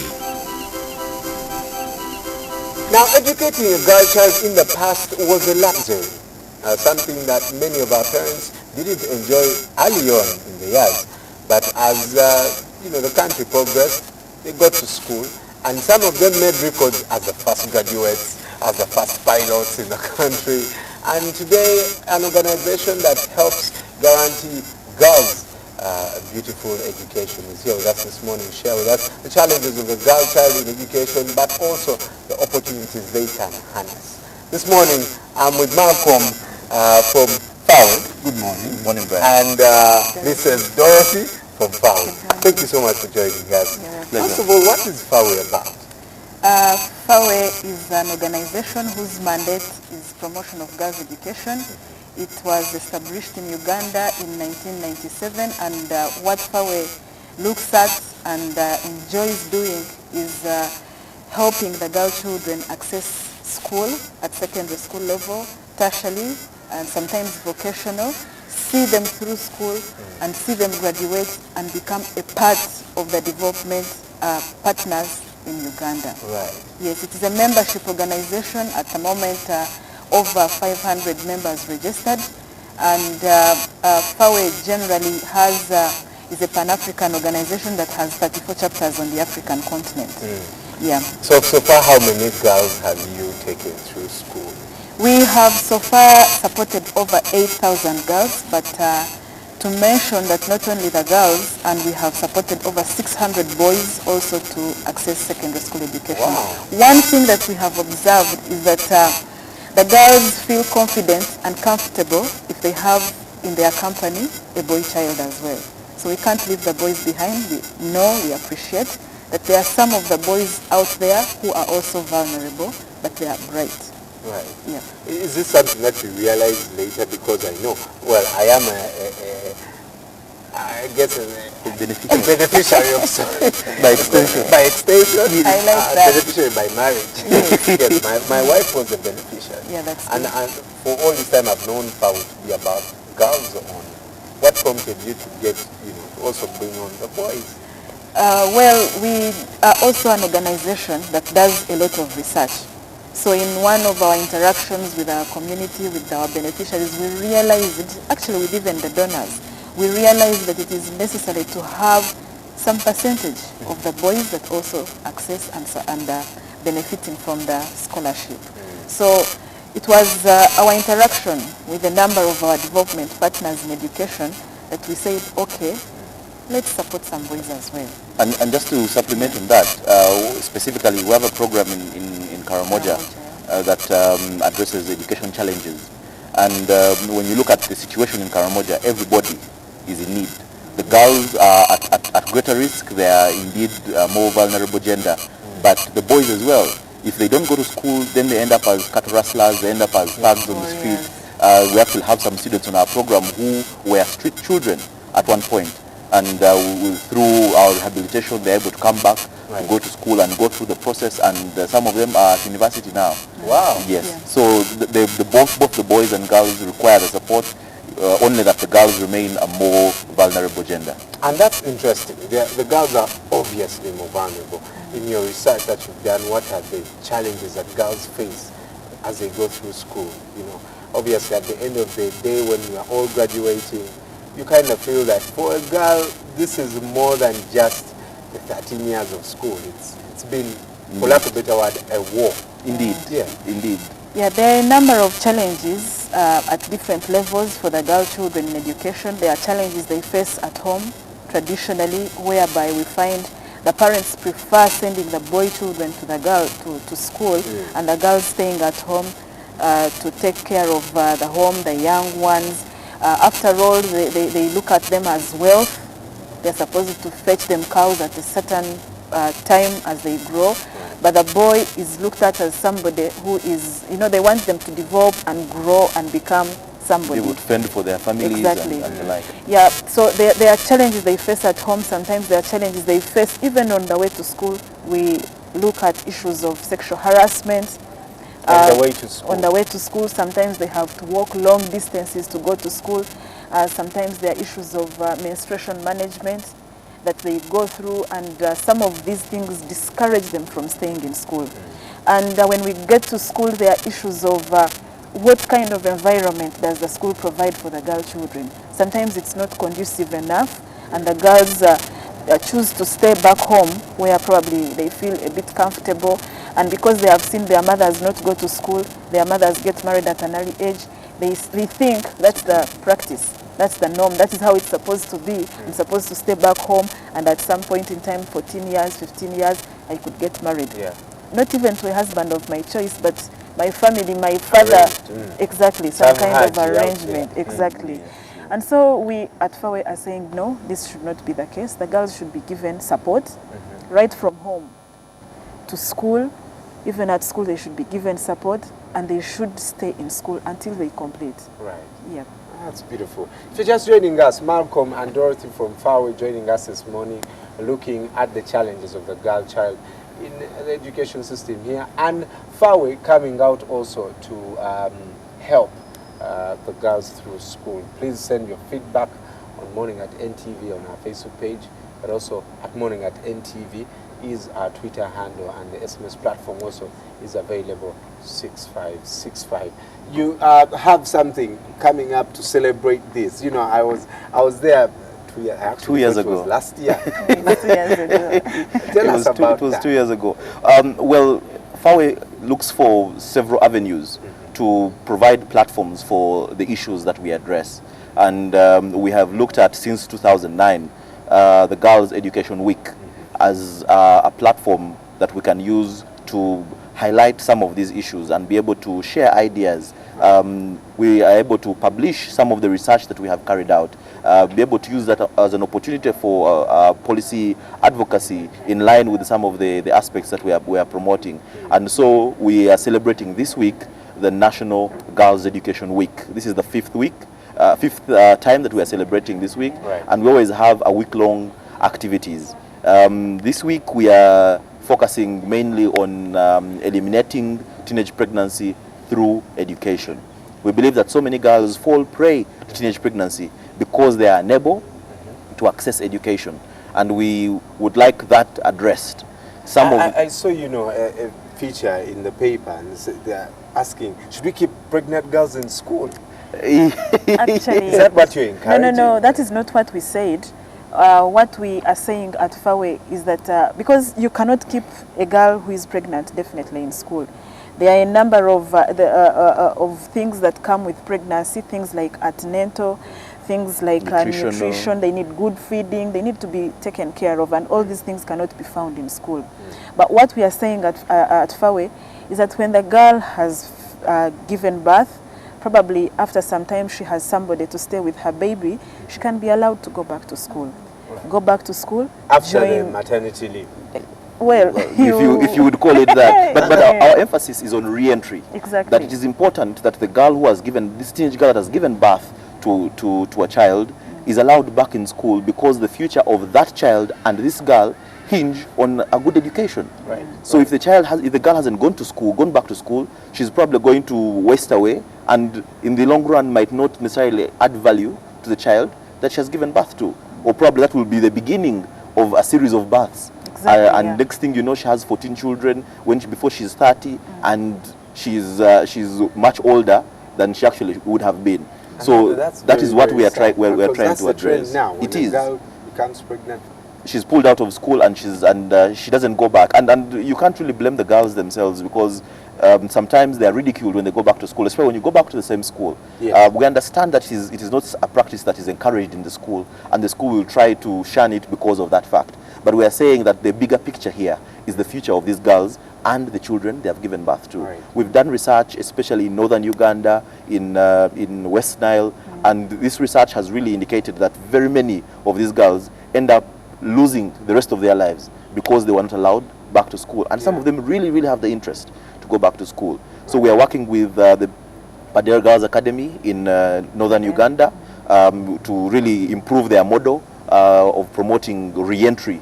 They have a kindergarten at the school where the mothers can leave their children while they are in class, come out and breastfeed, and then go back to class while the children as well are being taken care of.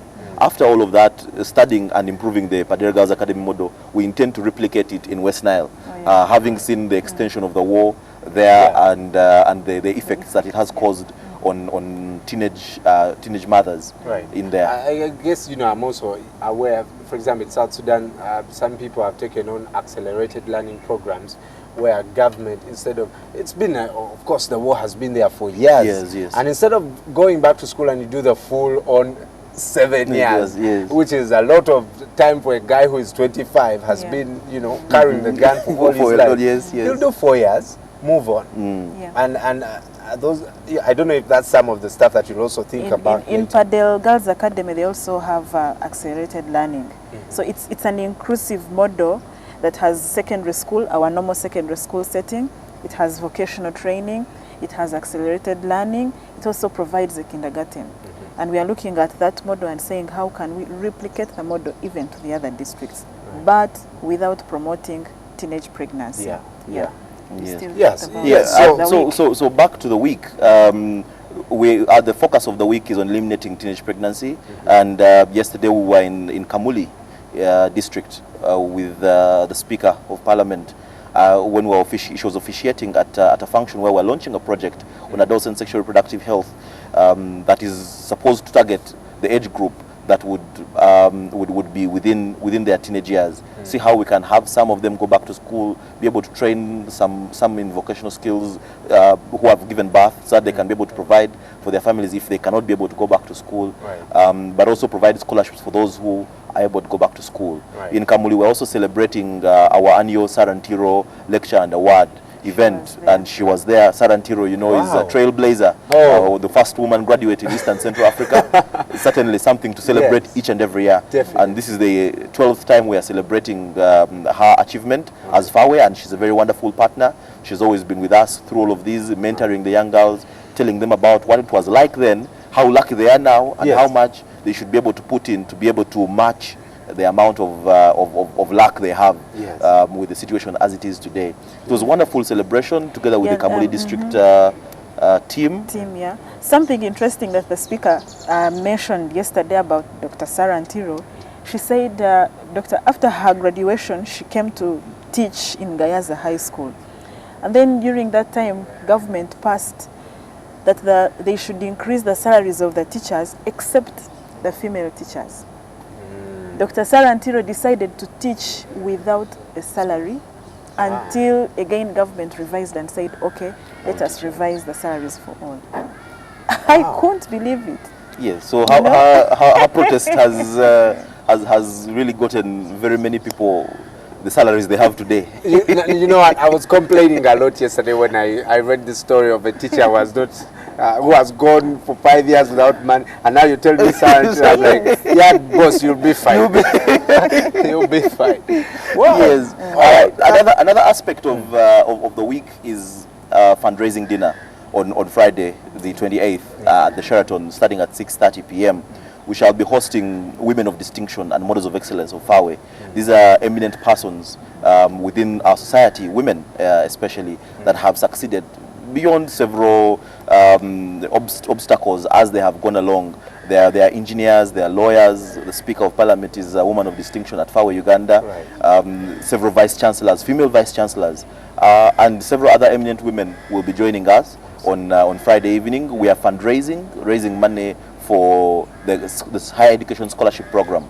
Having brought so many girls and boys through secondary school, we were now faced with a challenge. We actually call it a challenge born out of success. Yeah, because we are successful in an opportunity. Indeed. Yeah. And so we instituted a program, a scholarship program at university to try and harness the local potential that we have. Because we have lots of corporate partners and individuals as well who can be able to contribute towards this education.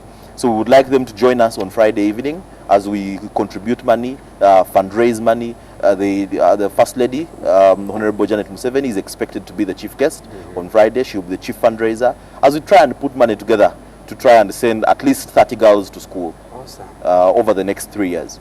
Right. Yes. Well, I was part of the fundraiser, 2 years ago. Yes. But the vivid memory I have of that fundraiser is that Felix Kulaije made me pay a fine of 200,000 for giving him a rank. That wasn't his. Yeah, so, but it's definitely beautiful. I've been there, and I'll tell you, my wife is a beneficiary, and FAWE took care of that for 6 years. She was in high school, went on to government and government sponsorship at university, and I'm glad that you're now doing something. Probably just to emphasize, Brian, that the category of girls and boys we look at are those that are bright but disadvantaged. Yeah. We don't just take anybody.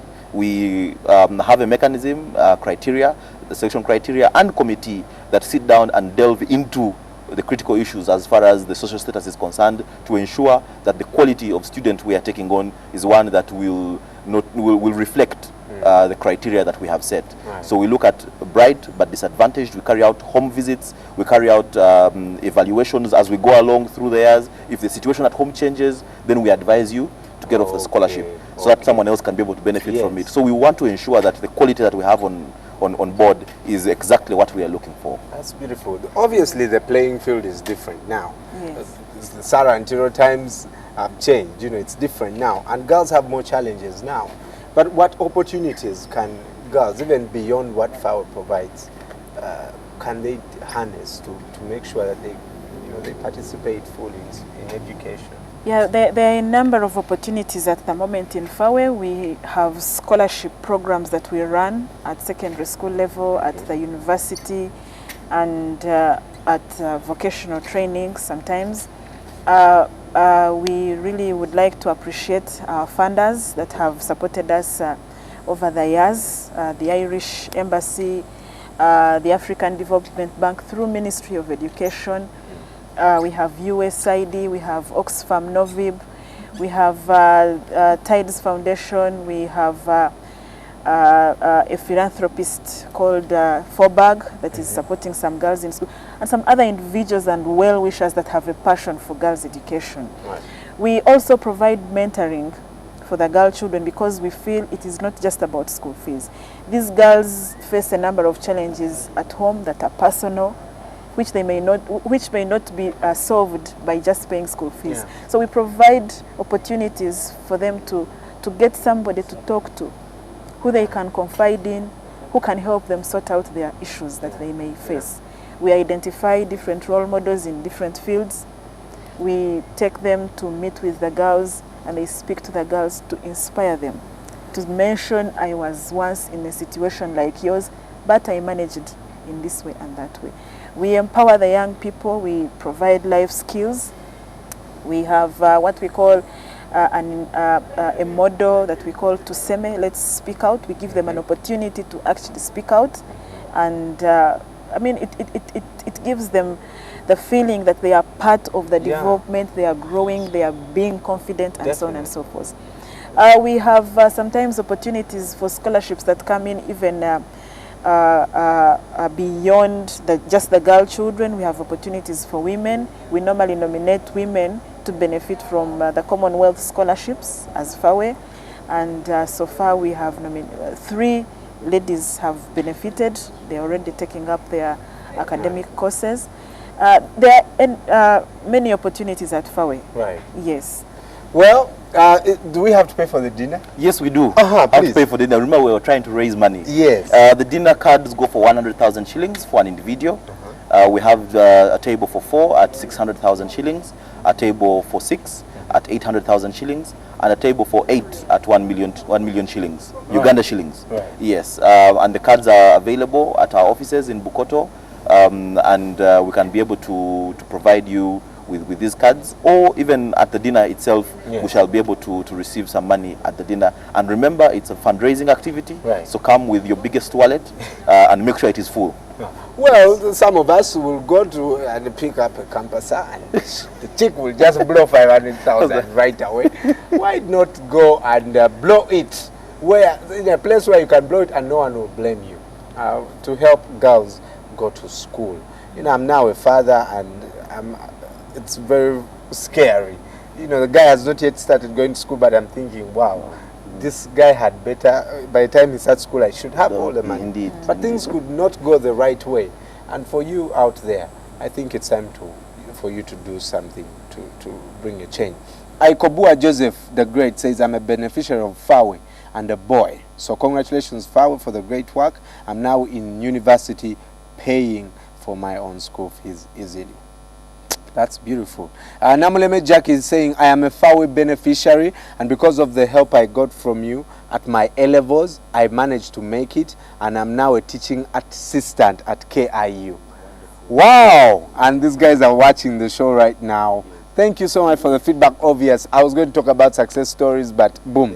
Zizo. All right, the rest of us, head over to FAWE.FAWEuganda.org. FAWEuganda.org and get more information on that. And the FAWE offices are next to Kabira School.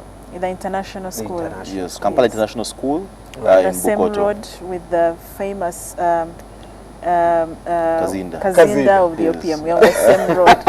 I think they are using your words to take some money there. But how can he stay near you and then give you money? That's a very good point. We should have forgiven him, but he abused. Had he sent some our way, then maybe. Yeah, maybe. It have gone to good use. Yeah, Dakaba Isma standing by with the sports. Good morning, Isma. Good morning, and I'm wearing quite a jacket because I was attending the Laureate Sports Awards last night. Right. We also talk about Liverpool. They keep winning now 7 in a row. Is their title challenge real? We'll tell you about that. And then the 6th scandal in the national athletics team means that Moses Kipsoro won't be traveling to Denmark this Saturday. All that and more when we get back.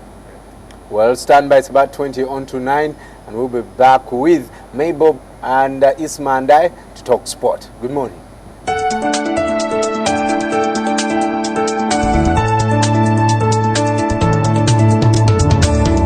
Everyday Life was brought to you by... And we are HTC.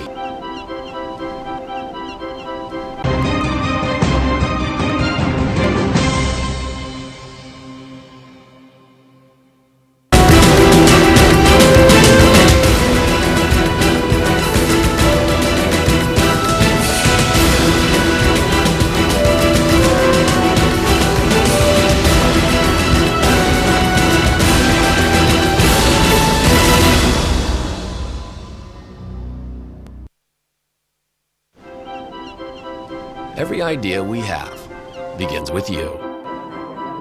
The way you connect. Good morning. How you browse. How you share. And how you interact with the world around you. Your relationship with your God is the most important thing. Have a company of people who have got a similar mindset. How do you want people to think, feel, and act after your talk? In other words, what's your objective? You inspire everything. Because in the end, innovation doesn't really matter unless it does something that really matters to you. And we are HTC.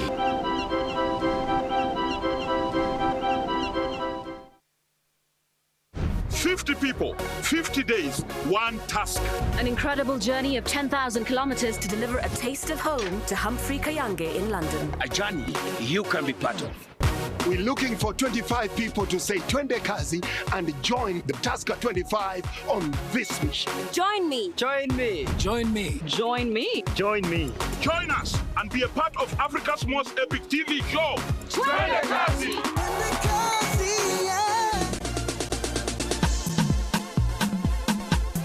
Hey, hey. Hey, hey.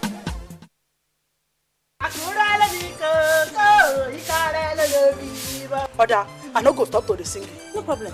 Keep singing. This singing will put you in trouble very soon. You won't believe it's the boy's father that inflicted such injury on him. Just because he stole 50 naira. 50 naira for that matter. That man should be arrested. Oh, how God. How I wish I could just see that man and give him a piece of my mind. Abigail, I don't care if you're chatting with Barack Obama. When you're at work, you learn how to detach yourself from that phone else to get you into trouble. Whatever. I mean, you should be happy that a pilot is asking your friend out.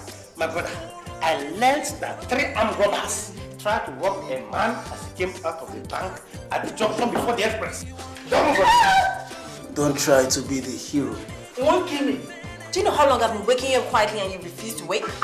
Now you can't interrupt someone. I like to pray with you, nurses, being the vessels that the Almighty God has been using to heal his people. Okay.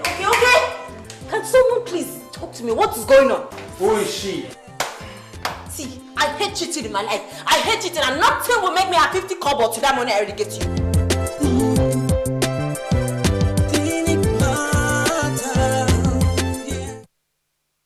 Hey there, Mr. Krabs. Are you ready to party? I like to move it, move it. I like to move it, move it. I like to move it, move it. You like to move it, move it. Wow! Hello, fellow motor enthusiastics. Oh, Mr. Krabs, isn't there any way for us to return all of them back to normal? Hey! How'd he do that? The Red Ranger's a bigger problem than I thought. It's time to finish this thing up! What can I do to make them love me again? What are you drawing, Kitty?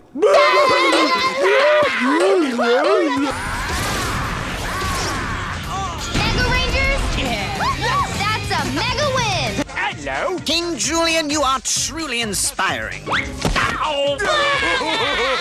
SpongeBob! Fantastic!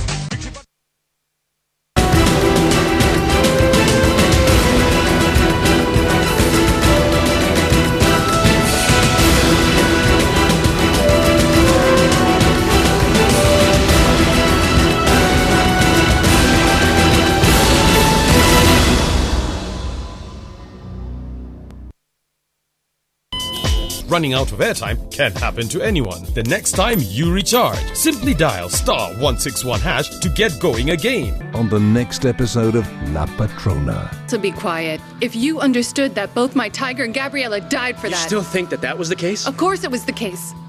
But why tell you if you won't believe me? Ramon Izquierdo is very dangerous. More dangerous than a monkey with a gun. I'll even train him myself. But leave me alone. I've retired from the business. Around here, nobody retires without my permission. And as for being a retired hitman, not even with the Pope's permission. Deserve it. If that's the case, you're not going to cost me very much. Because your life will be ending very soon. You already smell of death. La Patrona.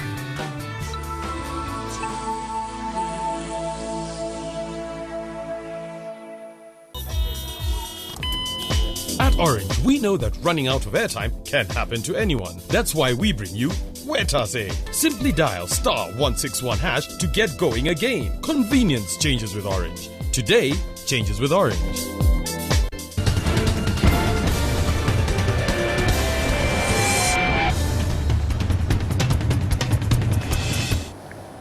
It's 15 on to 9 and still at the rooftop of the Kampala Arena. Before the break, we're looking at the challenges girls have as far as education is concerned.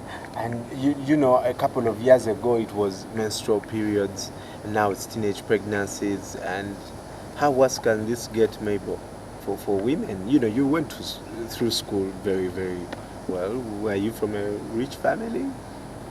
Okay, you caught me off guard there. Yeah.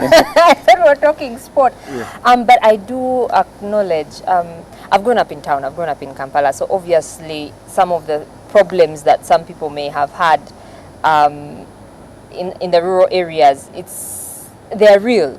But and I was in an all-girls school, so that greatly helped as well. But I do know when you are in the village and you get some of those challenges, it's hard. Right. I've read stories and I'm like, what, for real? Because ordinarily you'd think if this happens, that doesn't mean you drop out of school. Yes. But up country, people actually drop out of school. Yeah. Wow. You are one of the few that had opportunity. But for those who have not had, well, we're looking at that with some of our officials.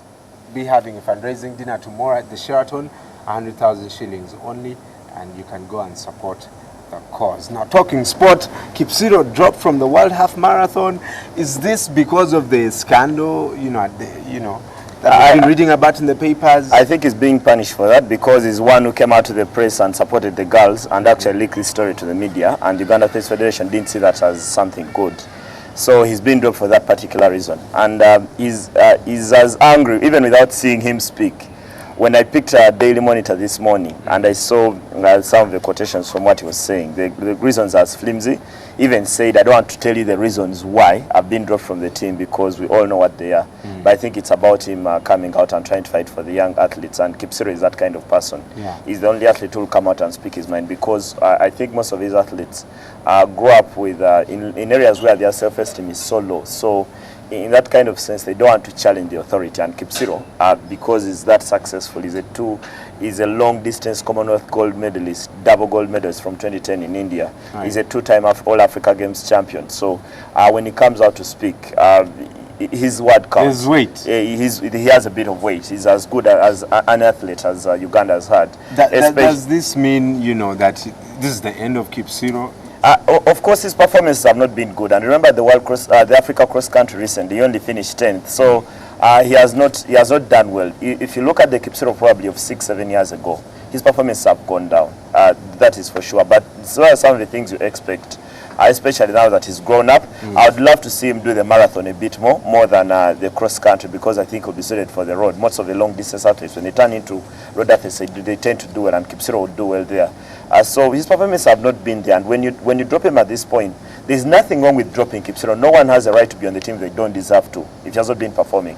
But the reasons he has been dropped are not performance, and this is what disappointing with the Uganda Athletes Federation is that they've not done anything since these things came out, and now they decide to punish the whistleblower. It's extremely annoying that Kipsiro is not traveling, not for athletics reasons, to Denmark on Saturday. Well, we'll be waiting, but definitely Daniel Rotich over there named the new captain. But a lot of money that is, $30,000 up for the first, and 15,000, 12,000, 10,000, up to 3,000 for the sixth. Well, we'll pray for our team and hopefully we'll bring them there. I think they'll do well. I'm actually backing. For example, Moses Kibet, he did very well at the Africa cross country. And then Geoffrey Kusuro has been doing very well in Europe on the mountain running. So those two, they should be people you should watch out for come Saturday. All right. Okay, the Bamburi Rugby Super Series is in about a month's time. The fixtures are now out. What can you tell us about this? Are there better chances for the Ugandan sides? I think the change in the format of competition. There are now 2 Ugandan sides and 4 Kenyans. 4 Kenyan sides, so that should be a bigger chance. And then the second thing should be that previously we played at different venues. There's a game in Kampala, there's another in Nakuru, there's another in Nairobi on the same weekend. Now what they've done, they are going to have the teams gather at a venue. For example, the opening weekend, all the games will be in Kampala later next month. Then thereafter, they'll move to Kakamega. Then thereafter, they'll go to they'll play at another venue. I think that should be Nakuru. And then they should play in Machakos. And then eventually, when they get to the semi-finals and finals, they'll move to Nairobi. So, for me, that should give Ugandan sides a better chance. But also, on the other hand, that you should factor in the travel.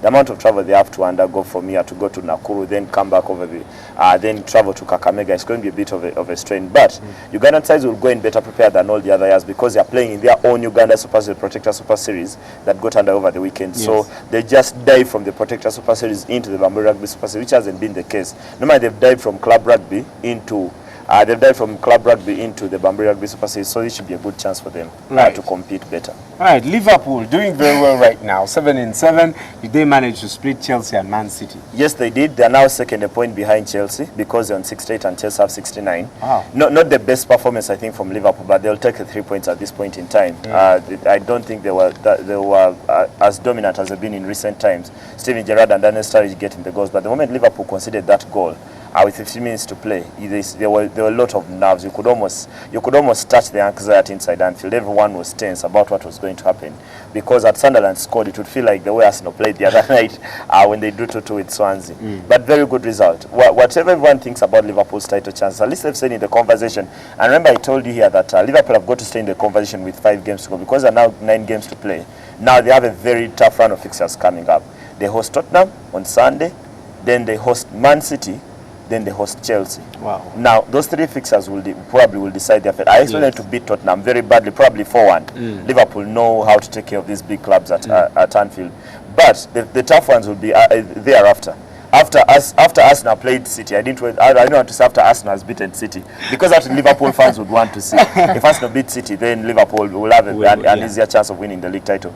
But the good thing, even when they've not won the league title in 24 years, you can almost feel that they are in the conversation. And actually, towards the end of the game, the fans were singing, "We are winning the league." Yeah. Probably the players know it, they can do it, but they can feel it. They can feel it, but you felt like if Liverpool don't have the experience at this level or in terms of title challenge, they've finished second, I think, on 3 occasions since the Premier League started in 1992, 2001, 2002, and then 2009. What chance that they have that they've gained that kind of experience? That's for me the bigger question going forward. But such performance, when you won 7 games in a row, no one should discredit you from any title race anywhere in the world. Okay, and then in Spain, there's quite a fallout from Sunday's El Clasico regarding Real Madrid. Did that affect the games from last night? Yes, it did, because Real Madrid were beaten away at Sevilla. Football is so unfair. Not too long ago, I was calling Real Madrid the best team in the business, alongside Bayern Munich in terms of form, because they'd gone 31 games and been. Now look, they go and lose a game to Barcelona in the El Clasico on Sunday by 4 goals to 3. Then again they lose last night. They are defending like Barcelona would. Actually, I was actually having a joke with a few people that the first few days I've seen 8 Barcelona defenders play for Barcelona and Real Madrid at the same time. Because in this game against Sevilla, they took the lead. Ronaldo with that free kick, and then thereafter they conceded 2 flimsy goals, and then they lost the game by 2 goals to 0. So whatever Carlo Ancelotti thinks of winning the league, and I thought this conversation of trying to be angry about whatever happened to them against Barcelona should have cost them last night. And now from top they are 3rd. Because Atletico did win their game against Granada, Diego Costa with a goal, and Barcelona, like you'd expect, beat up on Celta Vigo. Their goals from Messi and Neymar enabling Barcelona to win their game. So that means that now Madrid, who are the pace setters, are now the chasers, and they want to be chasers with 8 games to go.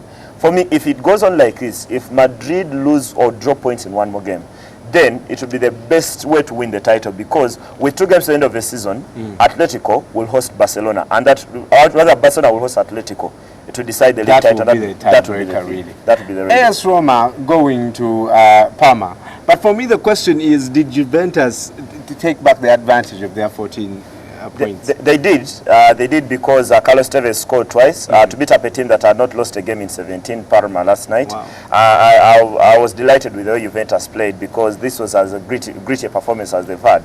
Though Parma eventually got a man sent off, Stefan Amauri sent off in the second half, just after Parma had got back into the game. So Juventus, and I will say this repeatedly, the way they play, they are not a joy to watch like Bayern, like Barcelona, like all these teams, like Real Madrid, probably like Man City or Chelsea or Liverpool.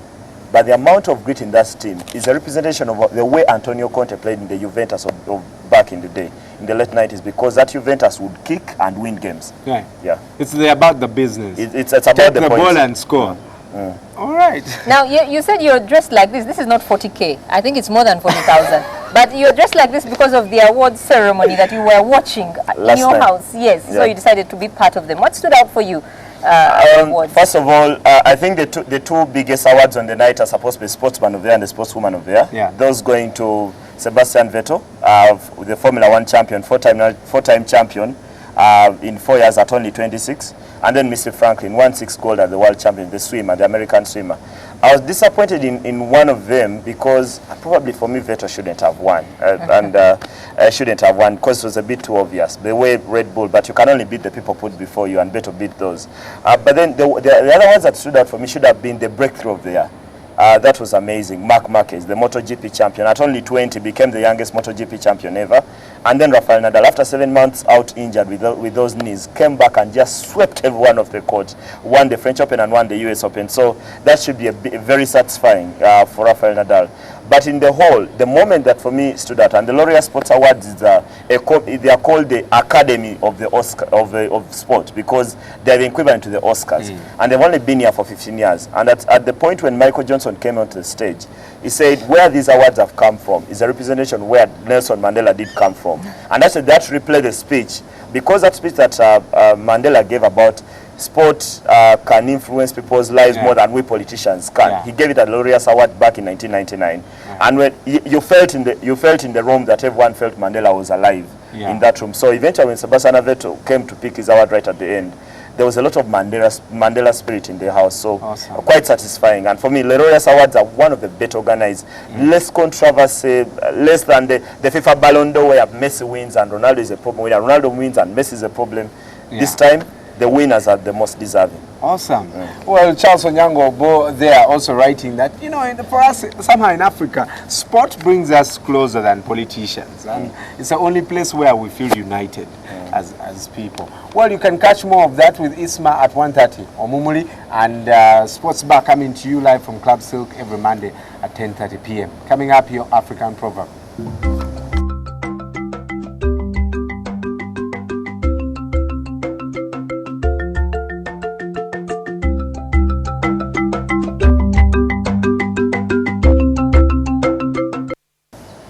Milk and honey have different colors, but they share the same house peacefully. Milk and honey have the same colors. Have different colors. Have different colors, but they share the same house peacefully. Yeah, it's about harmony. Is it about that Lucky Dube song of different colors, one people? One people. Yeah, you can. There's still something you share in common. But I wish they were derived from the same thing, because doesn't honey come from bees and milk from cows? Though I've seen a movie where a white kid was saying milk comes from the fridge, because I'd never seen anything like a cow in the West. Yeah, but I think it's about harmony. It should be also, this proverb should be really for our politicians, I guess. Regardless of whether you don't share the same ideology, should come to a place where we reason together. So yeah, no matter what your boss says, you can still work. The bosses, if we don't share the same ideas on a concept, on a project, on a campaign, doesn't mean you should fire me. Or the same football team. We should learn to agree to disagree. Yes, I like that. All right, that's all for you today on Morning at NTV. Exciting day ahead, and I hope that you'll get every opportunity that comes your way this week. And I'm very glad to say it was beautiful hanging out with you guys. The rest of the crew, Irene and Ruyonga seated over there doing his thing, Tito, Hassan, the baddest producer, Eddie Rumar, who asked me to send him greetings, engineer, and Charles and the rest of the crew, Kevin, down at the studio. We want to say thank you so much for staying with us, and we'll see you tomorrow. Good morning.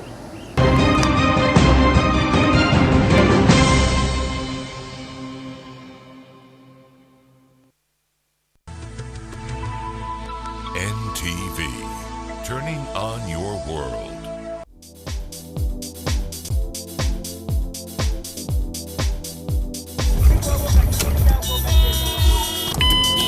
At Orange, we know that running out of airtime can happen to anyone. That's why we bring you Wetase, so you can get emergency airtime and make that important call when you have to, and pay back with a small service fee the next time you recharge. Simply dial *161# to get going again. Convenience changes with Orange. Today changes with Orange.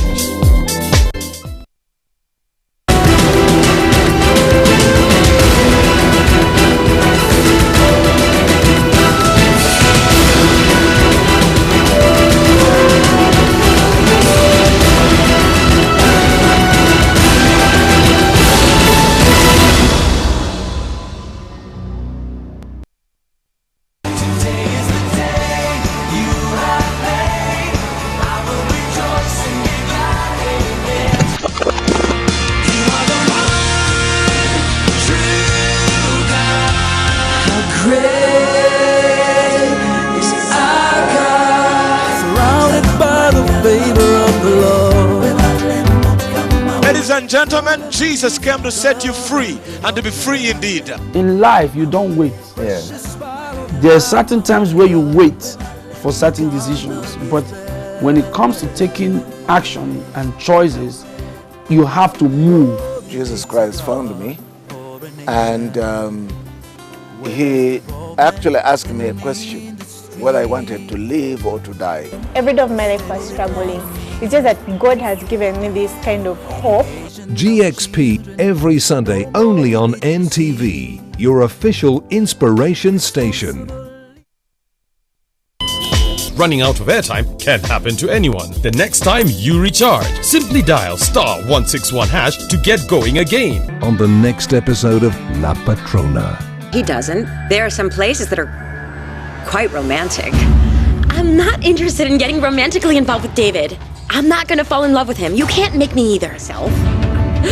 Well, the boy keeps coming on to me. No, shut up. It's the truth. I'm very sorry, but he's always hitting on me. Come on. Don't forget, I've been a widow for a long time. I've got some excellent news. Yeah, what? The results from the autopsy. What did they say? You know, you're almost always right, you crazy girl. Valentina's grandmother was poisoned. Just as I suspected. Antonia did it in order to get the inheritance. La Patrona.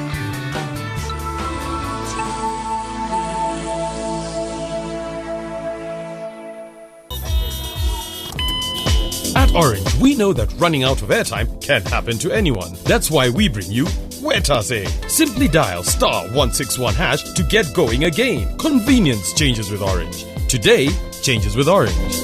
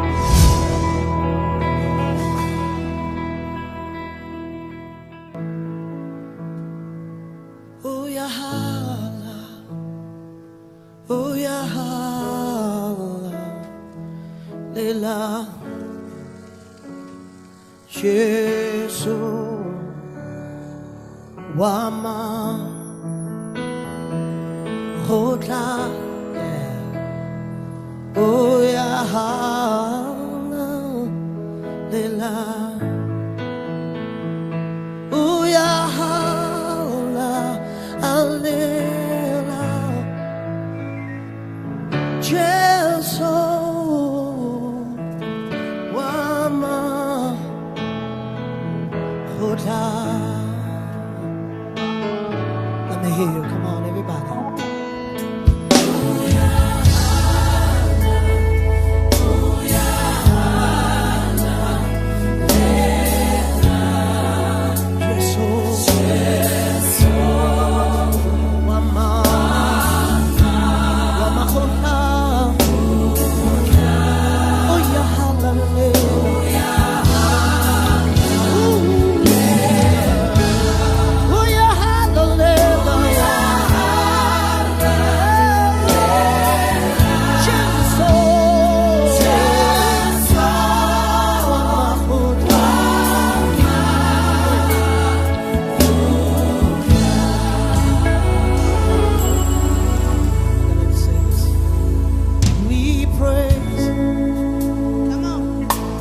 We praise your name. We praise your name. We praise your name. We praise your name. We praise your name. Everybody say, we praise. We praise your name. We want to take this time and pray. We praise. We praise your name, Lord. We are praying. Hey, oh. We pray. We pray. We want to give you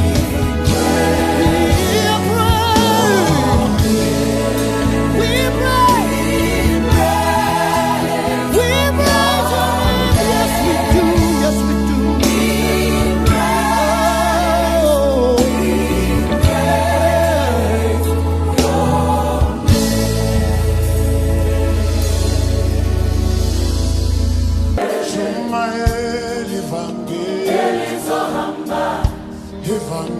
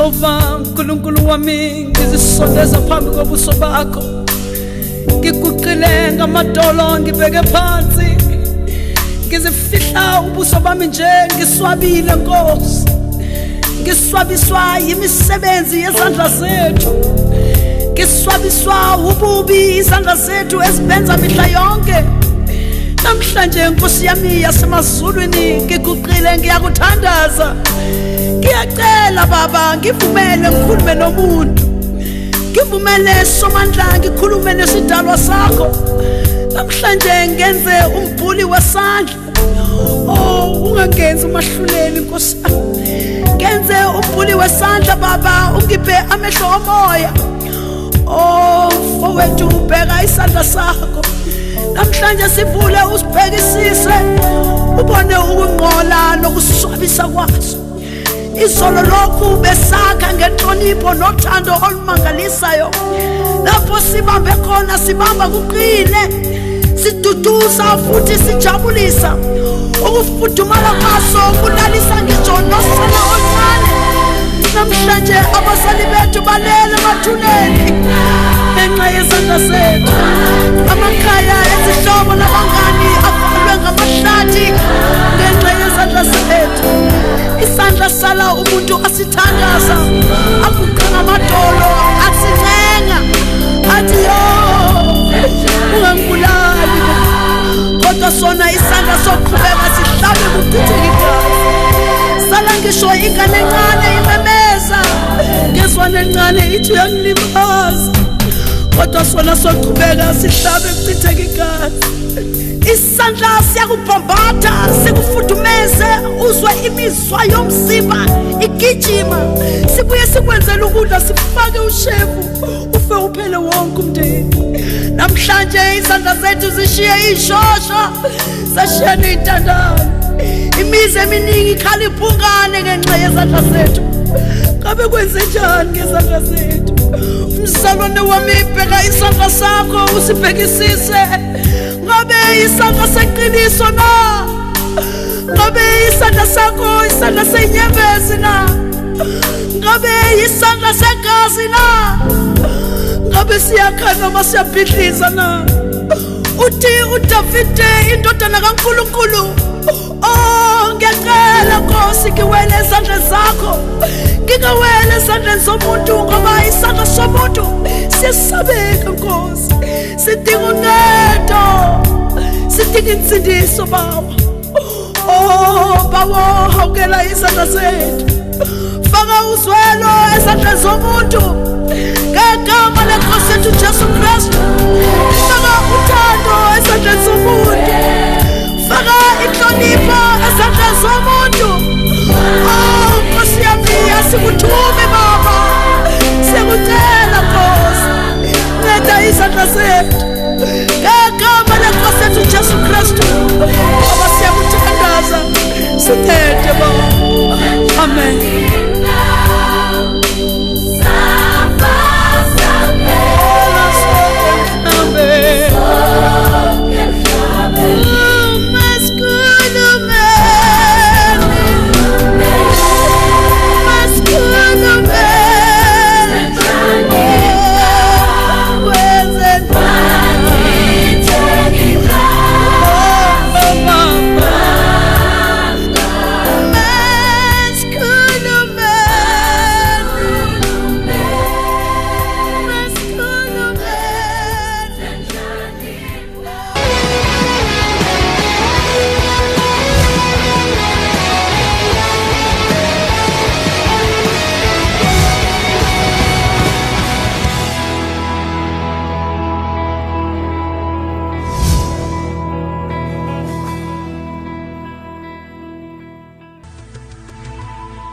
NTV, turning on your world.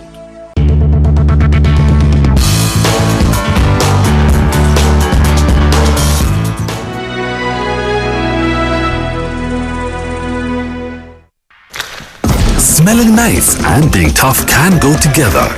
The freshness of fabric conditioner is now combined with the best ever stain removal of Omo. New Omo, best ever stain removal with fabric conditioner freshness. What's that? That document. Oh, that. Just some business. I came to apologize. I have no right to interfere in your lives. I've eliminated the only evidence that links me to Ivan Chinawa's death. But you didn't have to kill another person. It's not like I've got anything to hide, Nene. Just go ahead. Victoria, how is it like to work for Miles Vilagazi? Blood seemed to matter not. Blood? Yeah, blood. I'm responsible for your father's death.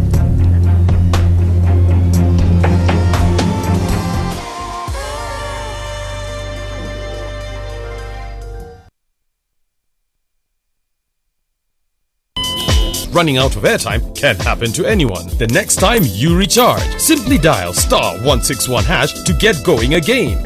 On the next episode of You're going to get nervous. You're going to get, on the biggest show there is. Leroy Kessler, I tell you, not sharp, very tough, yeah. Ooh, a spinning kick. Seems to let the person sort of come into the game too much. He's trying too hard, isn't he? He is, yeah. Lovely spin kick there by Drago.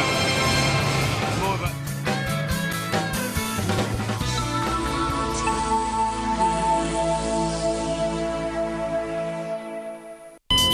Running out of airtime can happen to anyone. The next time you recharge, simply dial *161# to get going again.